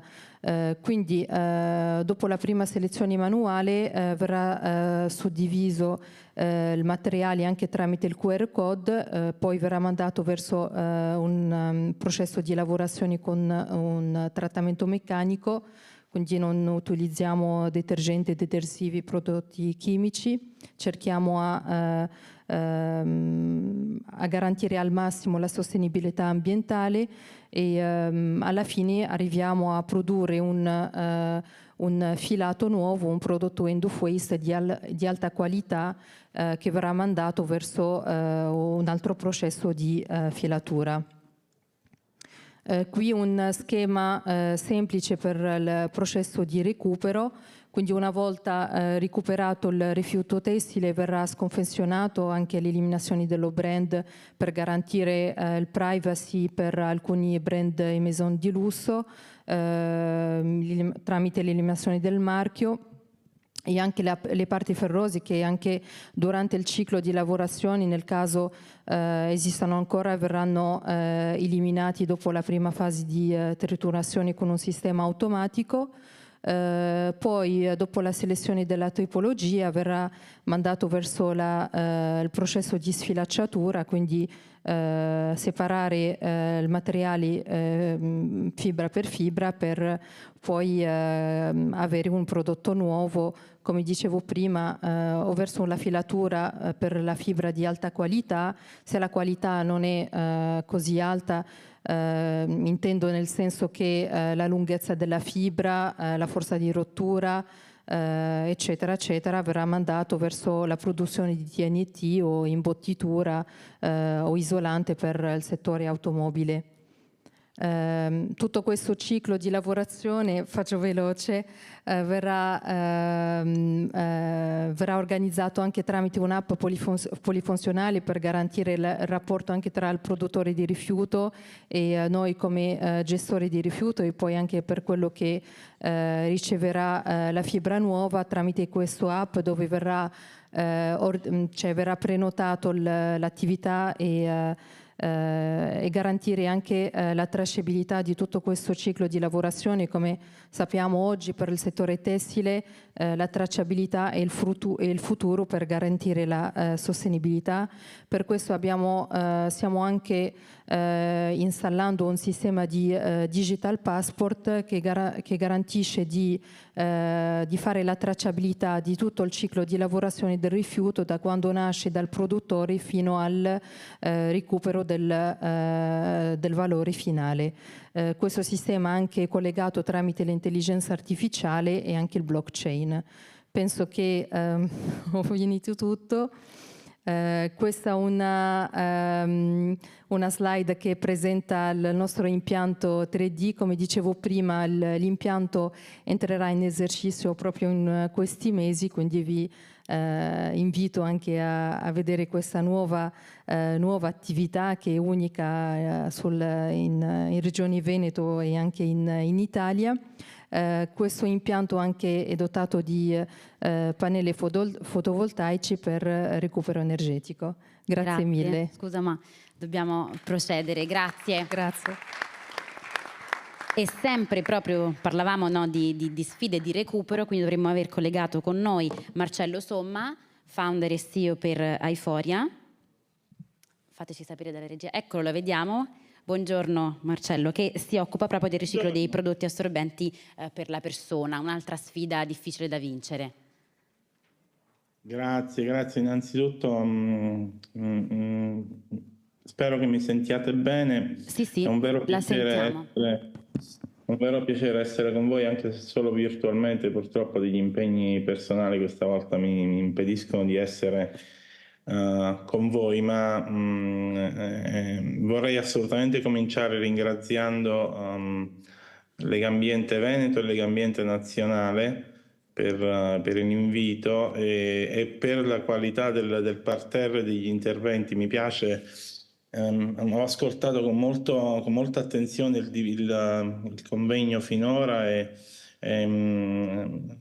mi piacciono molto le parole che ho sentito: ce la possiamo fare, responsabilità, end of waste, quindi spero di offrire un contributo che vada nell'ottica di quello che voi stavate già discutendo. La testimonianza che vi porto, come anticipato, riguarda il tema dei pannolini, in realtà dei prodotti assorbenti per la persona, ma i pannolini sono un po' il simbolo per eccellenza. Chiedo alla regia se mi può aiutare con le slide. Su slide 2, diciamo, c'è un po' la rappresentazione di questo tema, di questa montagna di pannolini che sono un prodotto assolutamente essenziale della quotidianità. Quante famiglie ne beneficiano e in realtà io parlo di pannolini adesso, ma vi chiedo di pensare ai prodotti per l'incontinenza, agli ausili per l'incontinenza in un paese che invecchia e dove la natalità purtroppo soffre. Di quella montagna virtuale che vedete là e di quei numeri che vedete rappresentati sulla slide, in 900.000 tonnellate circa ogni anno in Italia, la maggioranza oramai a volume e a peso sono prodotti per l'incontinenza e ogni anno solo in Italia 3 discariche si formano, si riempiono e si chiudono solo con pannolini e l'anno dopo altre 3 discariche. In tutto questo mi piace dire, questo è uno dei primi messaggi che voglio dare, che il Veneto è all'avanguardia in un paese, l'Italia, che è all'avanguardia mondiale. La mia società non ha sede in Veneto, ha sede in Abruzzo, pur essendo io neanche abruzzese, non sono veneto ma non sono neanche abruzzese. Ha sede in Abruzzo, ma ha il primo impianto dimostrativo della nostra tecnologia, primo al mondo, inaugurato a luglio dell'anno scorso, si trova proprio a Veneto, in Veneto, in provincia di Treviso. I nostri fornitori della nostra tecnologia unica al mondo e brevettata, sono per la maggior parte in Veneto, quindi la storia del riciclo dei pannolini è una storia che proviene dal Veneto, perché in Veneto è stato il primo impianto di riciclo su scala industriale al mondo presso il sito di Contarina e continua ad essere una storia di eccellenza veneta. Quindi la nostra tecnologia, i nostri fornitori, il nostro know-how si divide tra l'Abruzzo, dove sono i grandi produttori dei pannolini, diciamo, e il Veneto, dove impariamo a smontarli. La nostra società, su slide 3, sostanzialmente, per dirvi qualche parola in più, su slide 4, scusate, è una società che si è formata pochi anni fa proprio sulla base delle esperienze che ciascuno di noi individualmente aveva costruito negli anni, e portiamo insieme circa 50 anni di esperienza su questo settore, che oramai sta diventando industriale, al punto che ci hanno creduto e hanno creduto in noi, dopo attentissima due diligence, Cassa Depositi e Prestiti e il fondo di investimento sostenibile Mito, con dentro investimenti indiretti da parte di Banca Europea degli Investimenti, A2A, IREN e tanti altri.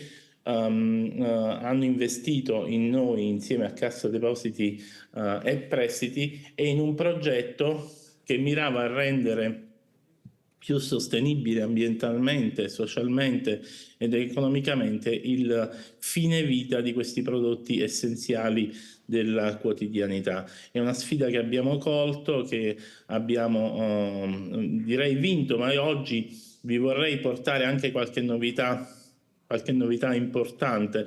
Allora, innanzitutto vi volevo dire che in Veneto il programma PNRR nazionale, di cui ho anche sentito parlare nei precedenti interventi, ha inteso finanziare questo primato italiano dell'economia circolare dei pannolini, e l'Italia, oltre ad avere il Veneto, ha tutta una infrastruttura regolatoria per la quale tanto dobbiamo ringraziare Legambiente, che ha portato al primo Endo Waste al mondo specifico per la filiera dei pannolini. È italiano, è stato copiato in Belgio e in Olanda. Ogni volta che parlo con i nostri clienti in Olanda e in Belgio sono molto fiero di vedere che hanno copiato lettera per lettera quello che l'Italia aveva fatto.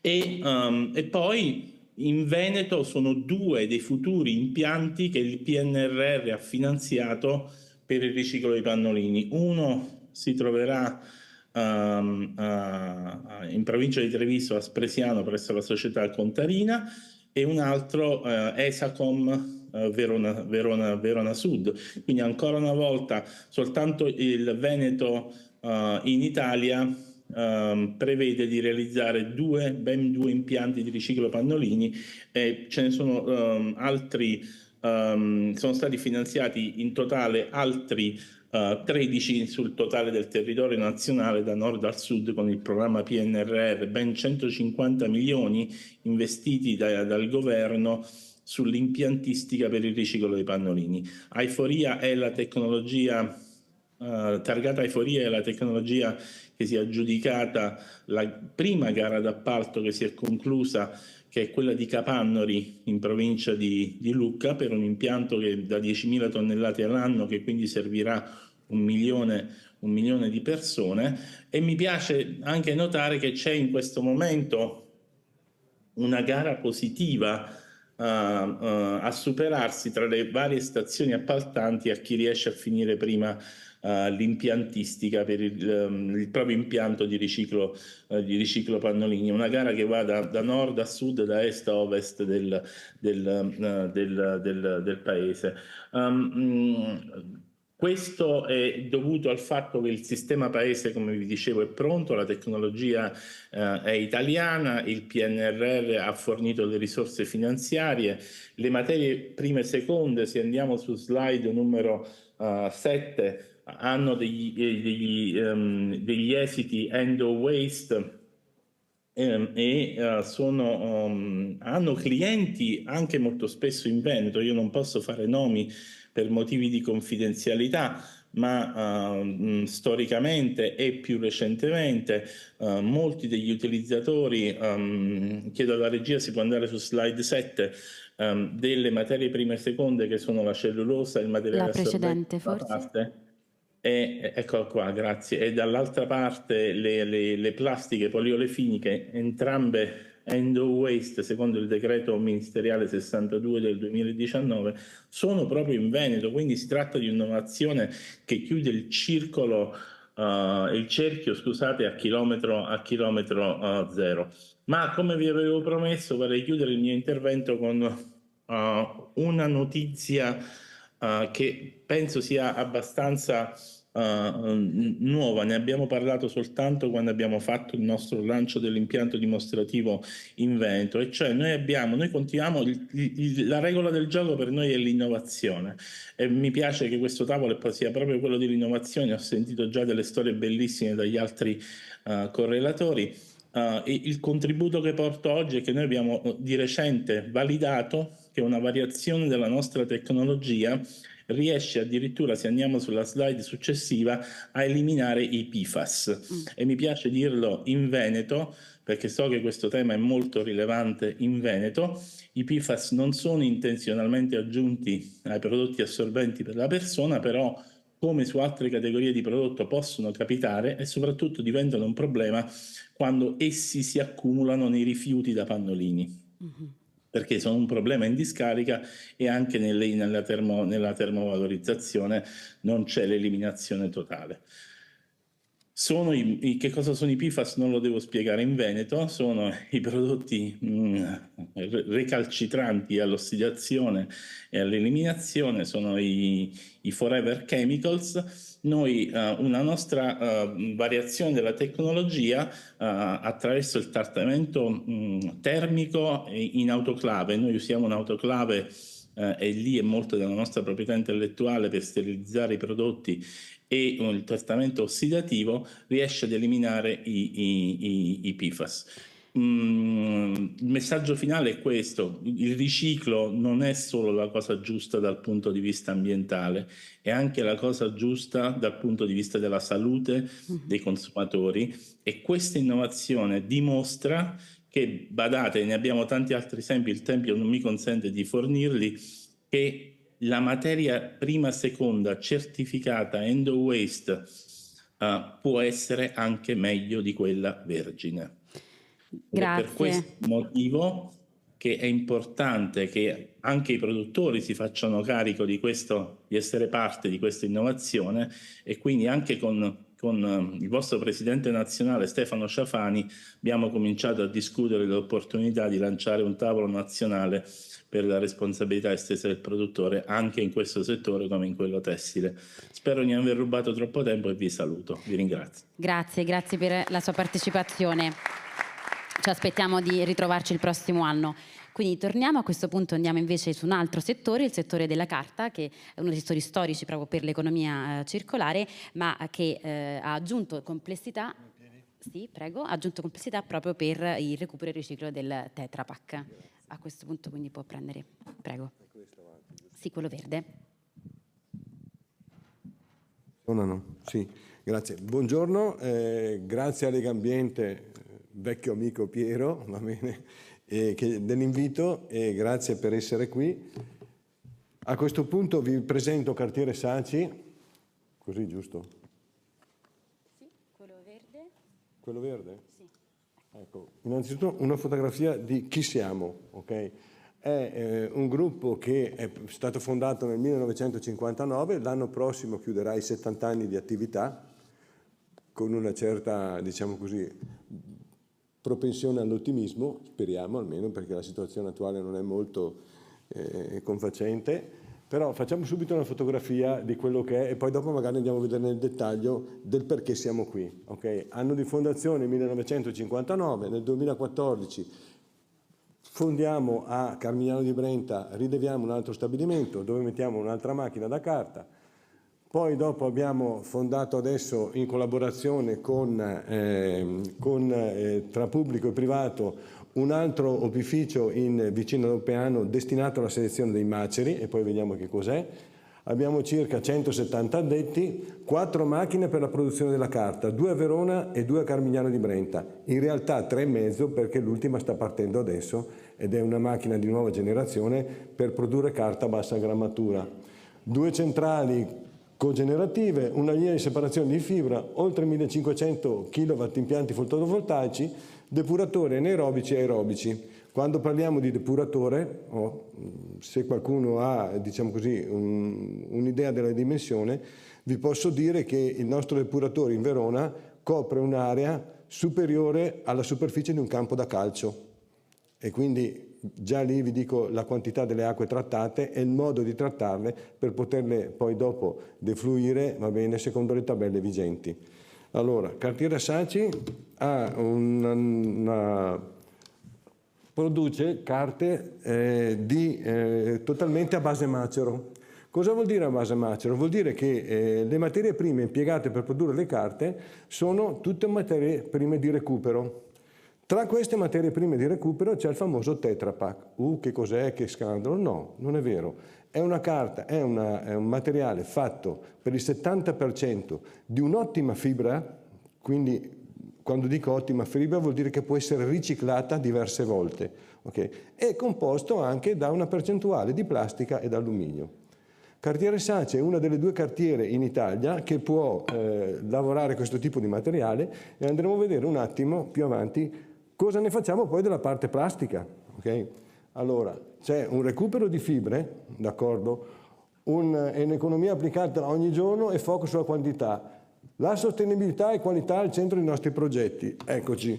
Qui volevo spendere un attimino 2 parole sulle certificazioni, perché le certificazioni sono un impegno finanziario, perché bisogna ottenerle e poi mantenerle. Okay?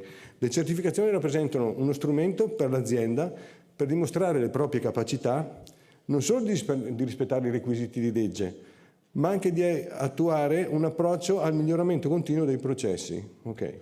Questo miglioramento continuo dei processi porta l'impegno e l'attenzione costante all'organizzazione della qualità, al rispetto dell'ambiente e delle persone.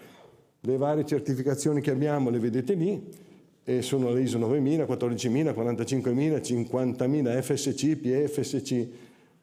Dico Ciclos, magari qualcuno non la conosce, però è una certificazione che abbiamo dovuto ottenere per dimostrare di essere in grado di riciclare il Tetra Pak. Se no non ci credeva nessuno, anche lì impegno vuol dire anche soldi, scusate se lo dico, ma insomma è giusto che sia così. Ok, allora abbiamo un impianto di selezione della fibra e un impianto di selezione del macero. L'impianto di selezione della fibra, fatemi fare un passo indietro, nel 2015 okay, noi vediamo che per produrre la carta ovviamente di conseguenza si ha anche un certo scarto. Questo scarto si chiama pulper, okay, che è considerato è costituito scusate, dal 90% di materiale plastico.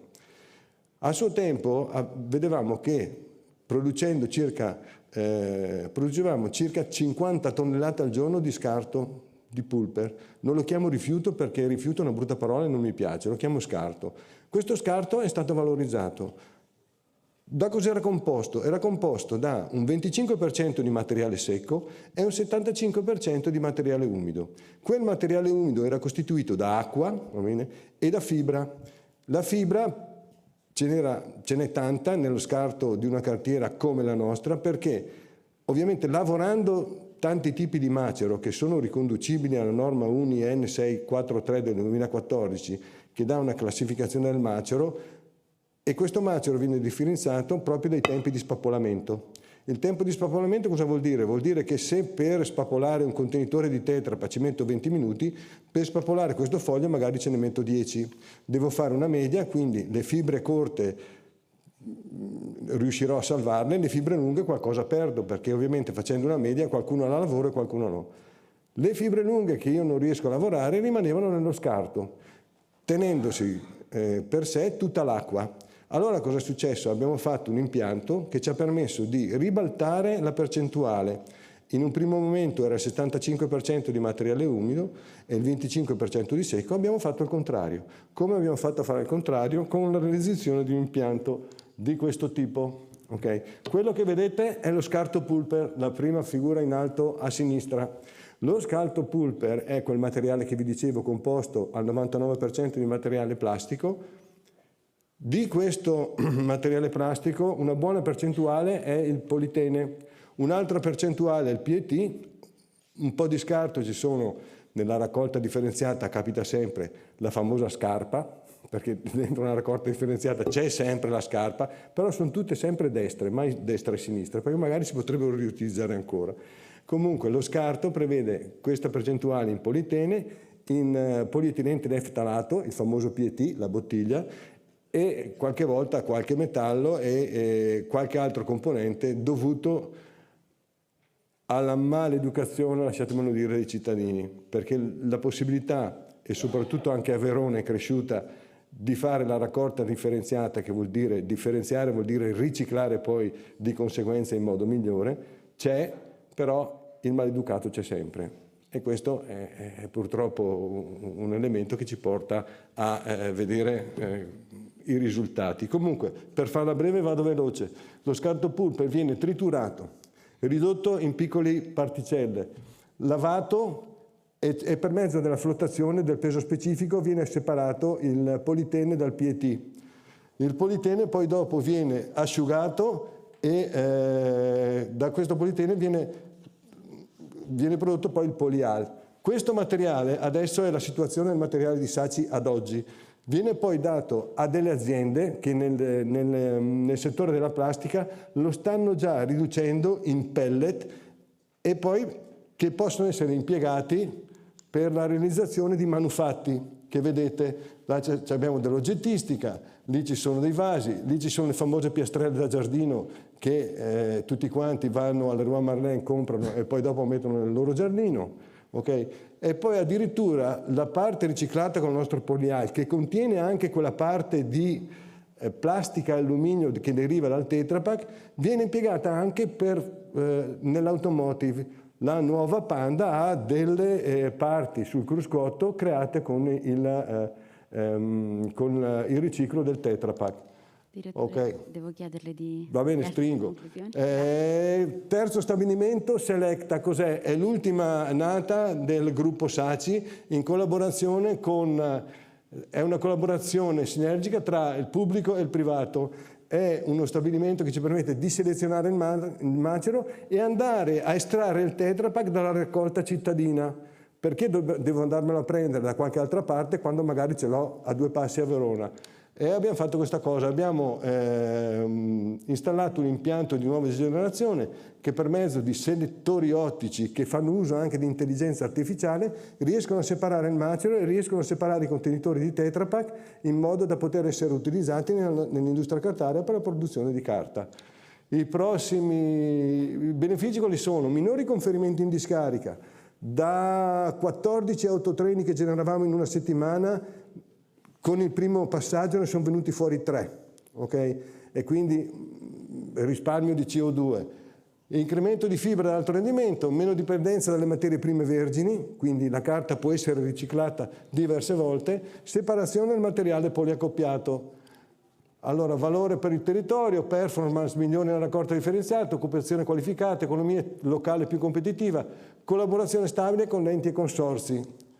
Prossimi passi, questo è diciamo così, qualcuno che fa un sogno di notte, va bene, sostituzione gas naturale col biometano, pirogassificazione, ottimizzazione consumi elettrici e termici, nuovo impianto di produzione biogas, perché ci stiamo muovendo anche in questa direzione. Questi sono sogni di qualcuno e qualcun altro di giorno li deve realizzare, ma ce la faremo. Grazie per l'attenzione, Grazie. scusate, ma una cartiera di 70 anni in 8 minuti è difficile spiegarla bene. Chiedo scusa, grazie. Grazie, noi continuiamo con i tempi che purtroppo sono quelli che sono stata una mattinata molto intensa. Quindi a questo punto continuerei sul settore della ricerca. Vi chiedo cortesemente grazie.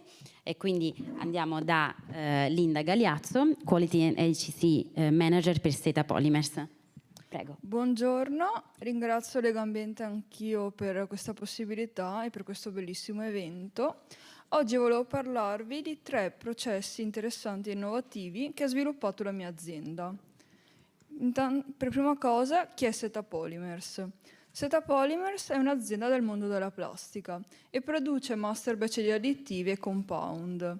È nata nel 2016 a Fontaniva, che è in provincia di Padova, da 3 soci con 20enne esperienza nel settore: Lorenzo Riello, Michele Lorenzi e Osvaldo Privitera.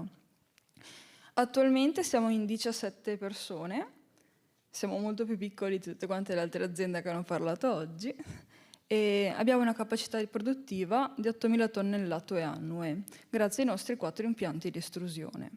Negli ultimi anni ci siamo molto dedicati al riciclo. Infatti abbiamo sviluppato molti prodotti appositi per aiutare anche altre aziende a riciclare, oltre a anche compound con materiale riciclato. Abbiamo ottenuto 3 brevetti, dei quali 2 proprio sul riciclo, la certificazione plastica seconda vita e anche la 9001.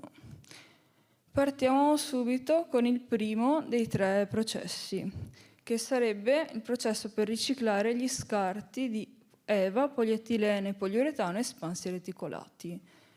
Questo è un grande problema riciclare questi materiali, perché che in pratica sarebbero ad esempio le suole delle scarpe, i tappetini isolanti, perché hanno praticamente lo stesso problema degli pneumatici delle auto, che magari avete più presente come problema, perché sono intanto in grandissime quantità, anche perché è rilevante lo scarto fisiologico del processo produttivo, e poi perché sono reticolati. La differenza tra un polimero termoplastico e termoindurente quello reticolato, è che il termoplastico è fatto da una serie di catene molto lunghe, una vicina con l'altra, mentre il termoindurente queste catene sono anche legate tra di loro. Quindi praticamente abbiamo questo polimero che non fonde. Se non riesco a fondere un polimero, non riesco neanche a riciclarlo con le normali tecnologie e tutti questi materiali praticamente finiscono in discarica. Seta Polymers ha sviluppato e progettato il processo Reverseva, che l'abbiamo anche brevettato, che permette di riciclare questi polimeri e riusciamo a fare un prodotto con all'interno il 50% di scarto post-industriale. E questo materiale ha performance così tanto elevate, simile a prima scelta, che può essere tranquillamente utilizzato all'interno dei processi per produrre i materiali di partenza. In cosa consiste questo processo? Praticamente comprende una serie di trattamenti sia di natura chimica che di natura fisica, cioè la macinazione, la polverizzazione, il pretrattamento delle polveri con dei particolari additivi appositamente studiati, la preparazione della miscela e la estrusione reattiva.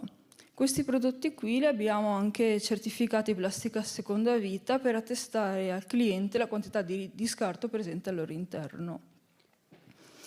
Il secondo processo che abbiamo sviluppato, anche questo è brevettato, è per riciclare gli scarti dello scotch.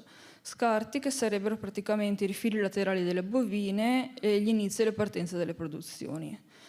Lo scotch come è fatto? È praticamente un film di polipropilene che viene spalmato di adesivo. Il problema di riciclare questo materiale è l'adesivo. Se lo scotch viene riciclato con un normale processo, ottengo un granulo appiccicoso che non può essere utilizzato, che è tecnicamente veramente difficile da utilizzare.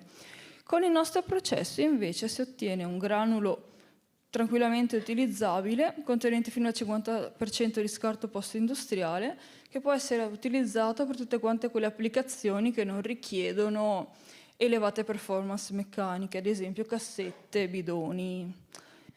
In questo caso il processo comprende anche, sempre una serie di trattamenti chimici e fisici, macinazione, preparazione della miscela con additivi specifici. Questi additivi praticamente servono a disattivare la polarità della colla per rendere il granulo poi lavorabile successivamente.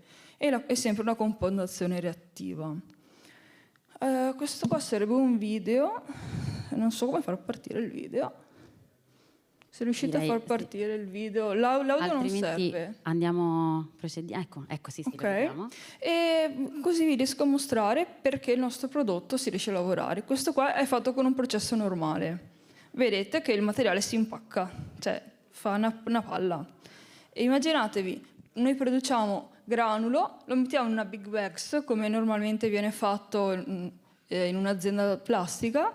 Questa big bags viene provata a essere alimentata in un impianto per la successiva lavorazione, ma è un blocco unico, non si riesce ad alimentarla, oltre anche ad altri problemi tecnici, cioè i granuli si attaccano anche all'impianto successivo, mentre gli altri due erano fatti con il nostro prodotto e sono perfettamente trattabili come un normale compound.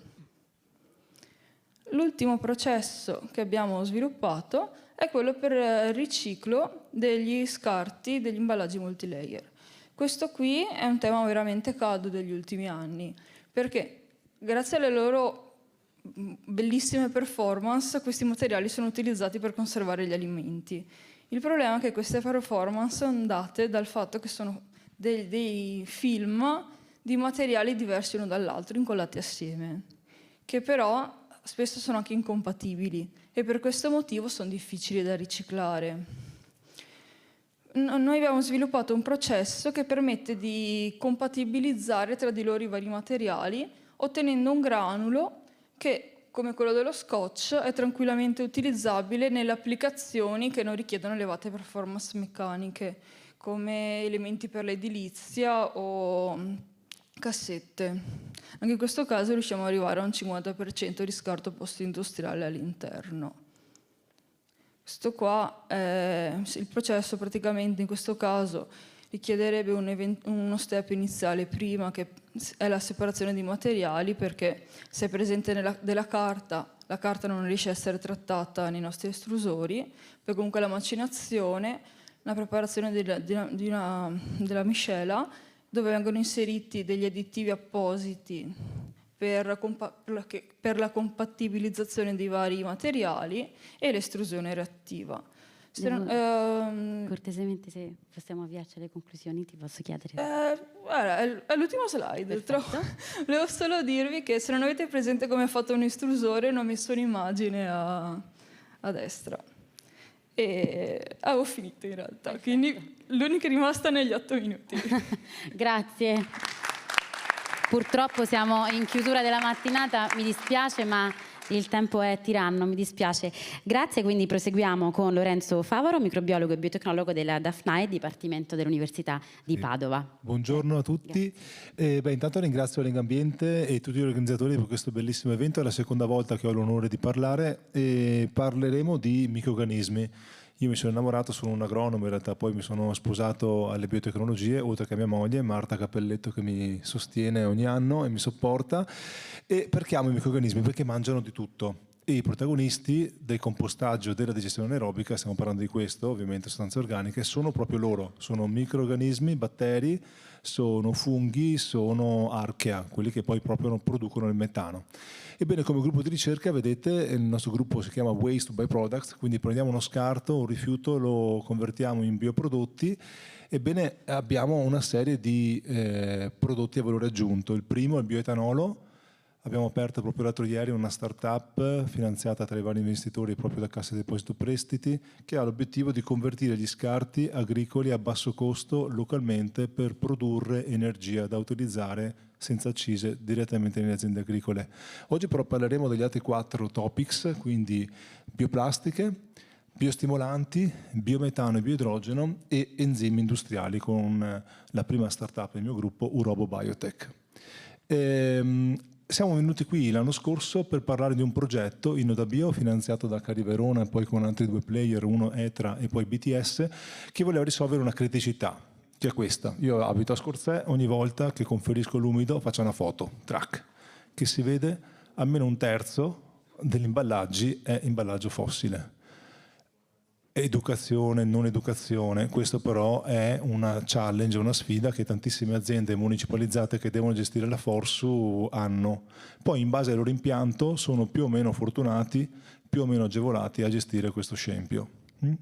Ebbene, con InnodaBio abbiamo preso il sopravaglio, lato ETRA, Bassano, che ammonta a circa 5.000 tonnellate all'anno, e lì abbiamo provato a vedere se ci sono degli enzimi, delle forbici molecolari che tagliano le bioplastiche in maniera selettiva e lasciano, abbiamo scoperto che la maggior parte di queste 5.000 tonnellate sono in realtà bioplastiche. Il resto, che assomiglia però piuttosto alle bioplastiche, viene conferito in discarica perché è un po' di plastica fossile. Quindi le tagliano, ottengono lo sciroppo e lo sciroppo produce biometano. Questo l'abbiamo già spiegato un anno fa. Quindi abbiamo questi enzimi e ora stiamo cercando di valorizzare ancora di più le bioplastiche. Vedete che qui abbiamo un piccolo fermentatore dove possiamo mettere da 40 a 100 grammi litro bioplastiche. Queste sono le borsette della Lidl che abbiamo comprato. Chissà da chi si fornisce, capisce benissimo chi è il big player che produce, e queste bioplastiche. Ebbene, vedete che vengono ad essere convertite 99% in uno sciroppo. Lo sciroppo di fatto può essere poi valorizzato e produrre materia prima e seconda.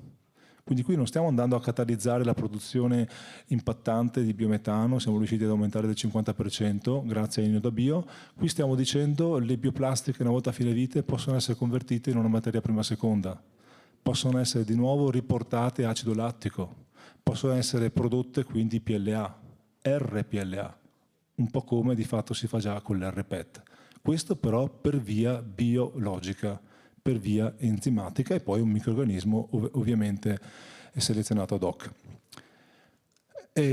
Ora Legambiente Veneto e Legambiente Nazionale mi hanno chiesto di parlare anche di cosa potremmo fare dalla Forsu. Quindi la Forsu secondo noi è fantasticamente convertita, valorizzata in biometano e in compost di alta qualità, in CO2, che riesce anche a valorizzare anche la CO2 oltre che al biometano, e alcuni anni di ricerca stiamo cercando di valorizzarla come una vera e propria bioraffineria, perché vedete i 4 step, l'idrolisi, la fermentazione, l'acetogenesi e poi la metanogenesi, portano di fatto a lo dico a lezione, a un imbuto. L'imbuto è ovviamente la produzione di biogas, CH4CO2.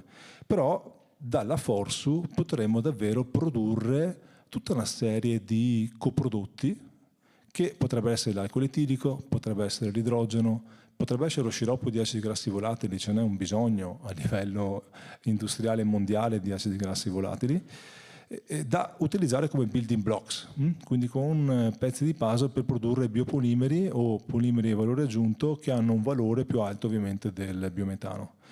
Potrebbe essere anche plastiche, bioplastiche. Allora, su questo noi stiamo lavorando, ma Legambiente, siccome sa che siamo coinvolti in uno dei progetti europei recentemente finanziati nel mio gruppo di ricerca, mi ha chiesto di parlare di una bioraffineria che per ora non è del Forsu, ma è una bioraffineria che prende come focus gli scarti del frantoio. Gruppo Agresti, quindi siamo in Puglia, Andria, sono stato a visitarlo di nuovo proprio poche settimane fa, e vedete che abbiamo 2 scarti, le foglie che possono essere forse valorizzate a compost, poca roba, lì ci sono cumuli e cumuli di foglie, che non è tanto il peso, è il volume enorme, e la sansa. Ebbene, il gruppo Agresti ha già sviluppato anche un progetto di valorizzazione della sansa unico al mondo a biogas. Ora stiamo cercando di fare dalle foglie, dalla sansa, una bioraffineria, quindi vogliamo produrre immunostimolanti, quindi prodotti per sostenere le piante, vogliamo produrre anche ulteriore feed per sostenere la zootecnia. Io sono VP leader dei VP3 e il VP3 è tutto devoto alla produzione di bioplastiche come questa. Questa è una vaschetta, noi siamo top in laboratorio, quindi abbiamo fatto una cosa easy per noi, una vaschetta in polidrossalcanoato. Ma da dove lo deriva? Deriva dalla CO2. Quindi uno scarto per chi fa solo biogas, per chi riesce a valorizzare e fa un upgrade del biogas e biometano, la CO2 la può valorizzare come CO2 liquida, ma questa azienda agricola ovviamente non la valorizza e noi la valorizziamo in bioplastica. E questa è una tecnologia straordinaria perché riesce a sequestrare il carbonio e da carbonio gassoso, pur biogenico, lo sequestra, lo fa diventare una cosa solida che dura nel tempo. È biodegradabile e completamente biocompatibile. Le altre volte portavo anche i fili di sutura che vengono utilizzati per la veterinaria ma anche per la medicina umana perché sono completamente compatibili, si assorbono e non danno nessun rigetto. Oppure si possono usare queste layer per lo scaffold di pazienti che possono ricevere dopo una cultura cellulare le loro stesse cellule dopo un'ustione gravissima. E capite bene che un pH di queste dimensioni vale migliaia di euro perché è ad personam. Io ho concluso. Grazie. Volevo ringraziare semplicemente, no, va bene così, i ragazzi del mio gruppo e troverete tutte le aziende che negli ultimi 5 anni hanno sostenuto in maniera diversificata e anche le organizzazioni, le attività di ricerca, alcune delle quali vi ho presentate oggi. Grazie. Grazie. Allora, in conclusione di questa sessione, Luigi Lazzaro, prego. Sì, vado rapidamente perché riguardo l'innovazione dei processi penso che abbiamo sentito davvero delle cose molto importanti da chi è intervenuto in questa sessione. Aggiungo solo una piccola riflessione e poi più che altro quello che l'associazione che Legambiente intende fare su questa frontiera. Allora, la prima è che penso che sia abbastanza evidente, lo dico come riflessione, che l'innovazione in qualche modo sia la chiave per un successo come dire, completo da parte del settore industriale nella transizione ecologica, anche perché quello che può mettere a frutto un percorso di innovazione nei processi di economia circolare è sostanzialmente ciò che il mondo delle industrie, ci sembra di capire, dell'industria abbia fortemente bisogno, cioè quello di fare sempre più simbiosi industriale, non solo per gli scambi di surplus energetici, ma anche per mettere a valore quelli che sono in qualche modo lo scambio di sottoprodotti e di scarti e di surplus che ci sono delle produzioni, per rendere, è stato detto più volte, sostenibile non solo dal punto di vista ambientale, ecologico, ma anche dal punto di vista economico, chiaramente l'impegno che il settore industriale mette nella transizione ecologica, che noi crediamo sia fondamentale, perché se non c'è una transizione ecologica del mondo delle imprese e delle produzioni, non c'è una transizione ecologica sostanzialmente del paese. Quello che farà l'associazione in questo, diciamo, in questa solco del ragionamento sulla filiera, diciamo, dell'economia circolare dei rifiuti, ma che poi allarga il quadro all'innovazione e ai modelli, processi produttivi, sarà quella sicuramente di insistere con Regione Veneto perché si mettano anche, voi sapete, siamo in questo ecoforum, diciamo il primo ecoforum che non si confronta direttamente con la politica regionale, che è appena stata, lo sappiamo tutti benissimo, ha appena rinnovato il Consiglio regionale, il nuovo presidente della regione, e avremo a breve, ancora non abbiamo, diciamo, la squadra che comporrà la giunta regionale e gli assessori con cui andremo a interfacciarci, però il lavoro che l'associazione ha costruito è quello che intende portare avanti con i prossimi interlocutori politici, e siamo certi che sono temi, l'abbiamo anche sottoposti in campagna, prima della campagna elettorale, ai diversi partiti politici e anche ai candidati presidente. Siamo certi che sono temi che ormai sono entrati completamente nell'agenda della politica a tutti i livelli, e quindi ecco, quello che noi andremo a portare sul tavolo è sicuramente l'aspetto, diciamo, del finanziamento a questi processi di simbiosi, e quindi rendere possibile per le imprese e le aziende mettere in campo processi e quindi agevolati anche da finanziamenti che possono essere quelli degli indirizzi dei piani di sviluppo regionale, insomma, ecco, piuttosto che altri fondi europei che si possono mettere a disposizione e inquadrare, diciamo, in un percorso di questo tipo. Così come, che l'altro elemento spesso si dà per scontato, ma che all'interno di quello che ci è stato presentato oggi è implicito, questi sono processi che portano a creare nuovo lavoro verde, che è quello di cui abbiamo fortemente bisogno, quindi garantire uno sviluppo a tutti i livelli, diciamo tutti i livelli di qualifica lavorativa, perché è chiaro che c'è l'aspetto innovativo, l'aspetto tecnologico, l'aspetto ingegneristico, l'aspetto della ricerca chimica piuttosto che di altri settori, ma c'è anche il livello di coinvolgimento sulla capacità di gestire poi manualmente, operativamente, quindi anche l'operatore qualificato per la separazione degli abiti piuttosto che per dei rifiuti elettronici, al di là dell'automazione, che è l'altro elemento fondamentale su cui servono le risorse. È chiaramente una chiave di lettura per il futuro che noi crediamo fondamentale per garantire a tutti noi, ma in particolare alle nuove generazioni, di avere una prospettiva di lavoro verde inserito nella transizione ecologica, che ha bisogno di essere accompagnato con percorsi chiaramente formativi e con un ruolo della politica che sia capace poi di garantire in qualche modo, no, un punto di contatto per l'innovazione verde, l'innovazione ecologica, in cui possono confluire le competenze e poi le richieste del settore, del mercato, per orientare in qualche modo, no, poi lo sviluppo del settore. Quindi una delle cose che faremo sicuramente con la prossima consigliatura regionale sarà quella di chiedere l'istituzione di un organismo consultivo permanente su questo fronte, che sia chiaramente partecipato dagli attori del settore, dalle associazioni di categoria, dall'università, dal mondo della ricerca e chiaramente, diciamo, da chi nel settore dell'economia circolare attraverso l'attività di impresa o l'attività di governance sta mettendo in campo grandi competenze che oggi qui abbiamo visto. Ma chiederemo anche, insomma, in qualche modo che Regione Veneto si assuma la responsabilità e il compito di creare anche una piattaforma dentro la quale far confluire l'impegno e i risultati che ottengono, che sta ottenendo il settore industriale dell'innovazione nell'economia circolare, perché quello che oggi qui abbiamo sentito fatichiamo spesso a sentirlo e a contabilizzarlo, e quindi un luogo dove si possa andare in qualche modo a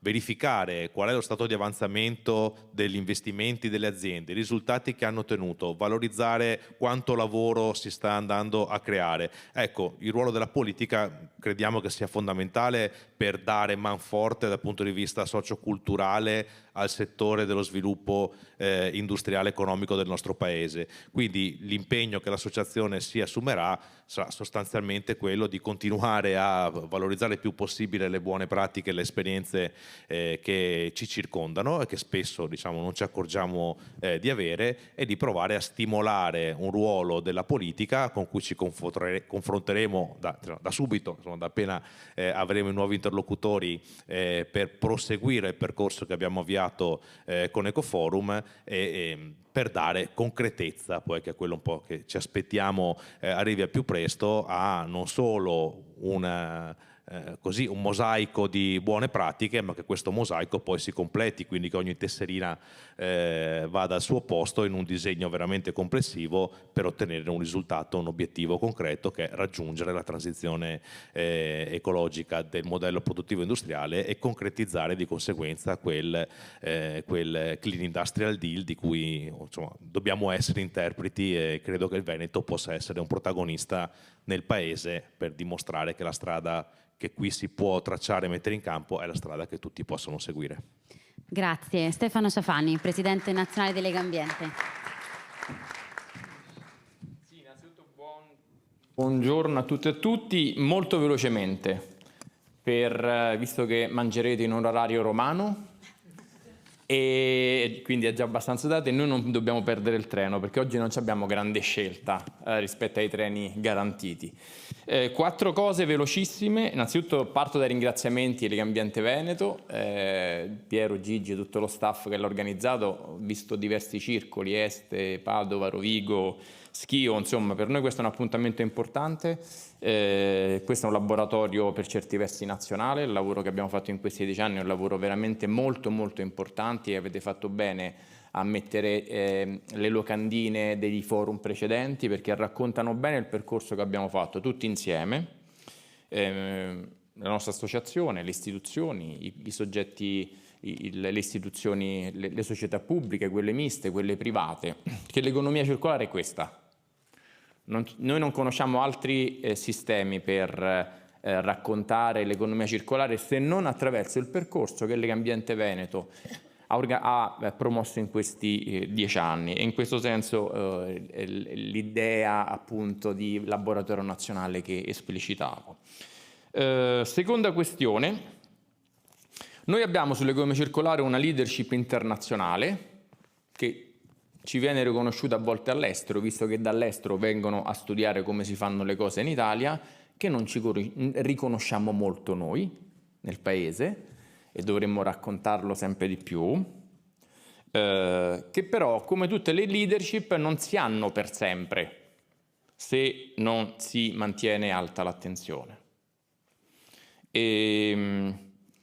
Lo dico perché c'è un evidente calo di attenzione su questi temi, diciamo a livello nazionale, nel dibattito politico, quello industriale. Sento parlare rappresentanti industriali a livello nazionale sempre di energia, giustamente, peccato che poi parlano sempre di soluzioni che non esistono e che non si concretizzeranno mai, e non parlano delle soluzioni che possiamo fare domani mattina.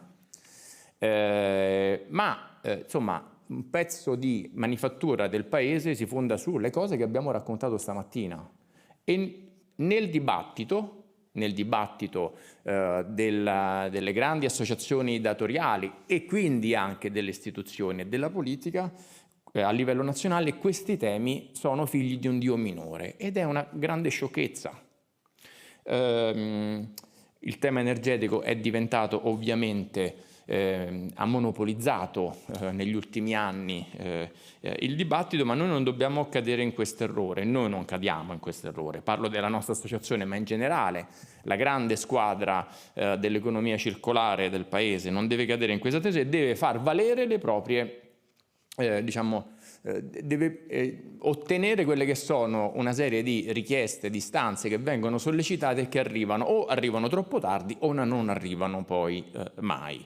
E questo, insomma, i cali di attenzione vanno evitati. Insomma, sentivo l'intervento della dottoressa Tesser, che appunto parlava che il fatto che il Veneto non è più la prima regione nel Paese, è vero, insomma bisogna magari perché qualcun altro nel frattempo ha ha cominciato a correre più di prima e ci sono alcune regioni che erano dietro che hanno ricominciato a correre, però è importante, ecco, tenere alta l'attenzione e rialzarla anche in quei territori straordinari sotto questo punto di vista come il Veneto. Terza questione. Noi dobbiamo, cosa dobbiamo fare? Gigi l'ha già raccontato, insomma, diciamo, su alcuni temi dell'innovazione. Per noi i temi dell'innovazione sono straordinariamente importanti, insomma, abbiamo dato a Gigi questa responsabilità politica a livello nazionale proprio perché ci crediamo molto. Noi rispetto alle cose che sono state dette stamattina dobbiamo insistere per far sentire protagonisti e protagoniste i cittadini e le cittadine, perché altrimenti noi questo ulteriore passo gradino non riusciremo a farlo. Seconda questione, dobbiamo sciogliere alcuni nodi che ci sono ancora nelle realtà urbane più grandi, questo non solo in Veneto, magari alcune città grandi fossero, e nel resto del paese fossero come alcune città importanti del Veneto, ma anche qui, come abbiamo raccontato stamattina, bisogna mettere la quinta, mettere la sesta per fare quella ulteriore evoluzione che serve. Sull'impiantistica adesso bisogna sbrigarci a chiudere i cantieri finanziati col PNRR. Bisogna però da subito pensare che succede dopo la chiusura dei cantieri sul PNRR. Questo vale per tutte le partite che stanno all'interno del piano del Paese, ma vale a maggior ragione per quel salto che dobbiamo fare sull'economia circolare, perché altrimenti senza risorse anche pubbliche noi questo ulteriore gradino non riusciamo a scalarlo. E chiudo. Lo ricordava adesso Gigi, si parla tanto di Clean Industrial Deal a livello europeo, in Italia si fa tutta questa manfrina inutile che il Clean Industrial Deal finalmente archivia il Green Deal. No, il Clean Industrial Deal è il secondo tempo del Green Deal, è la sua concretizzazione e non è l'alternativa, e finalmente il Clean Industrial Deal rimuove l'ideologico Green Deal. No, è il passo successivo. Credo che si debba parlare del Clean Industrial Deal in Italia, a livello nazionale e sui territori, parlando di temi, parlando di questioni, capendo come le cose importanti che ha fatto l'Italia in diversi luoghi, in diversi territori, a partire dal Veneto, possa poi ulteriormente dare un contributo per non solo dire all'Europa noi il Clean Industrial Deal lo stiamo facendo, l'abbiamo fatto per certi versi, lo stiamo facendo e dobbiamo in qualche modo promuovere quel modello italiano che su tante questioni c'è sull'economia circolare, c'è su alcune filiere della rivoluzione energetica, c'è su alcune filiere di altre pezzi di manifattura della transizione ecologica, e dobbiamo smetterla di parlare di questi temi come se fosse un tema che riguarda quegli ambientalisti ideologici, perché di questo si parla sempre. Questi temi sono un pezzo importante dell'economia italiana. Basta utilizzare questo argomento ideologico perché mi fa venire le bolle, facci far venire le bolle, e dobbiamo assolutamente tornare a un dibattito serio, perché chi dice che questi temi sono temi da ideologia non conosce il Paese. Grazie e buon pranzo. Grazie a tutte e tutti per questa mattinata di lavori. Grazie.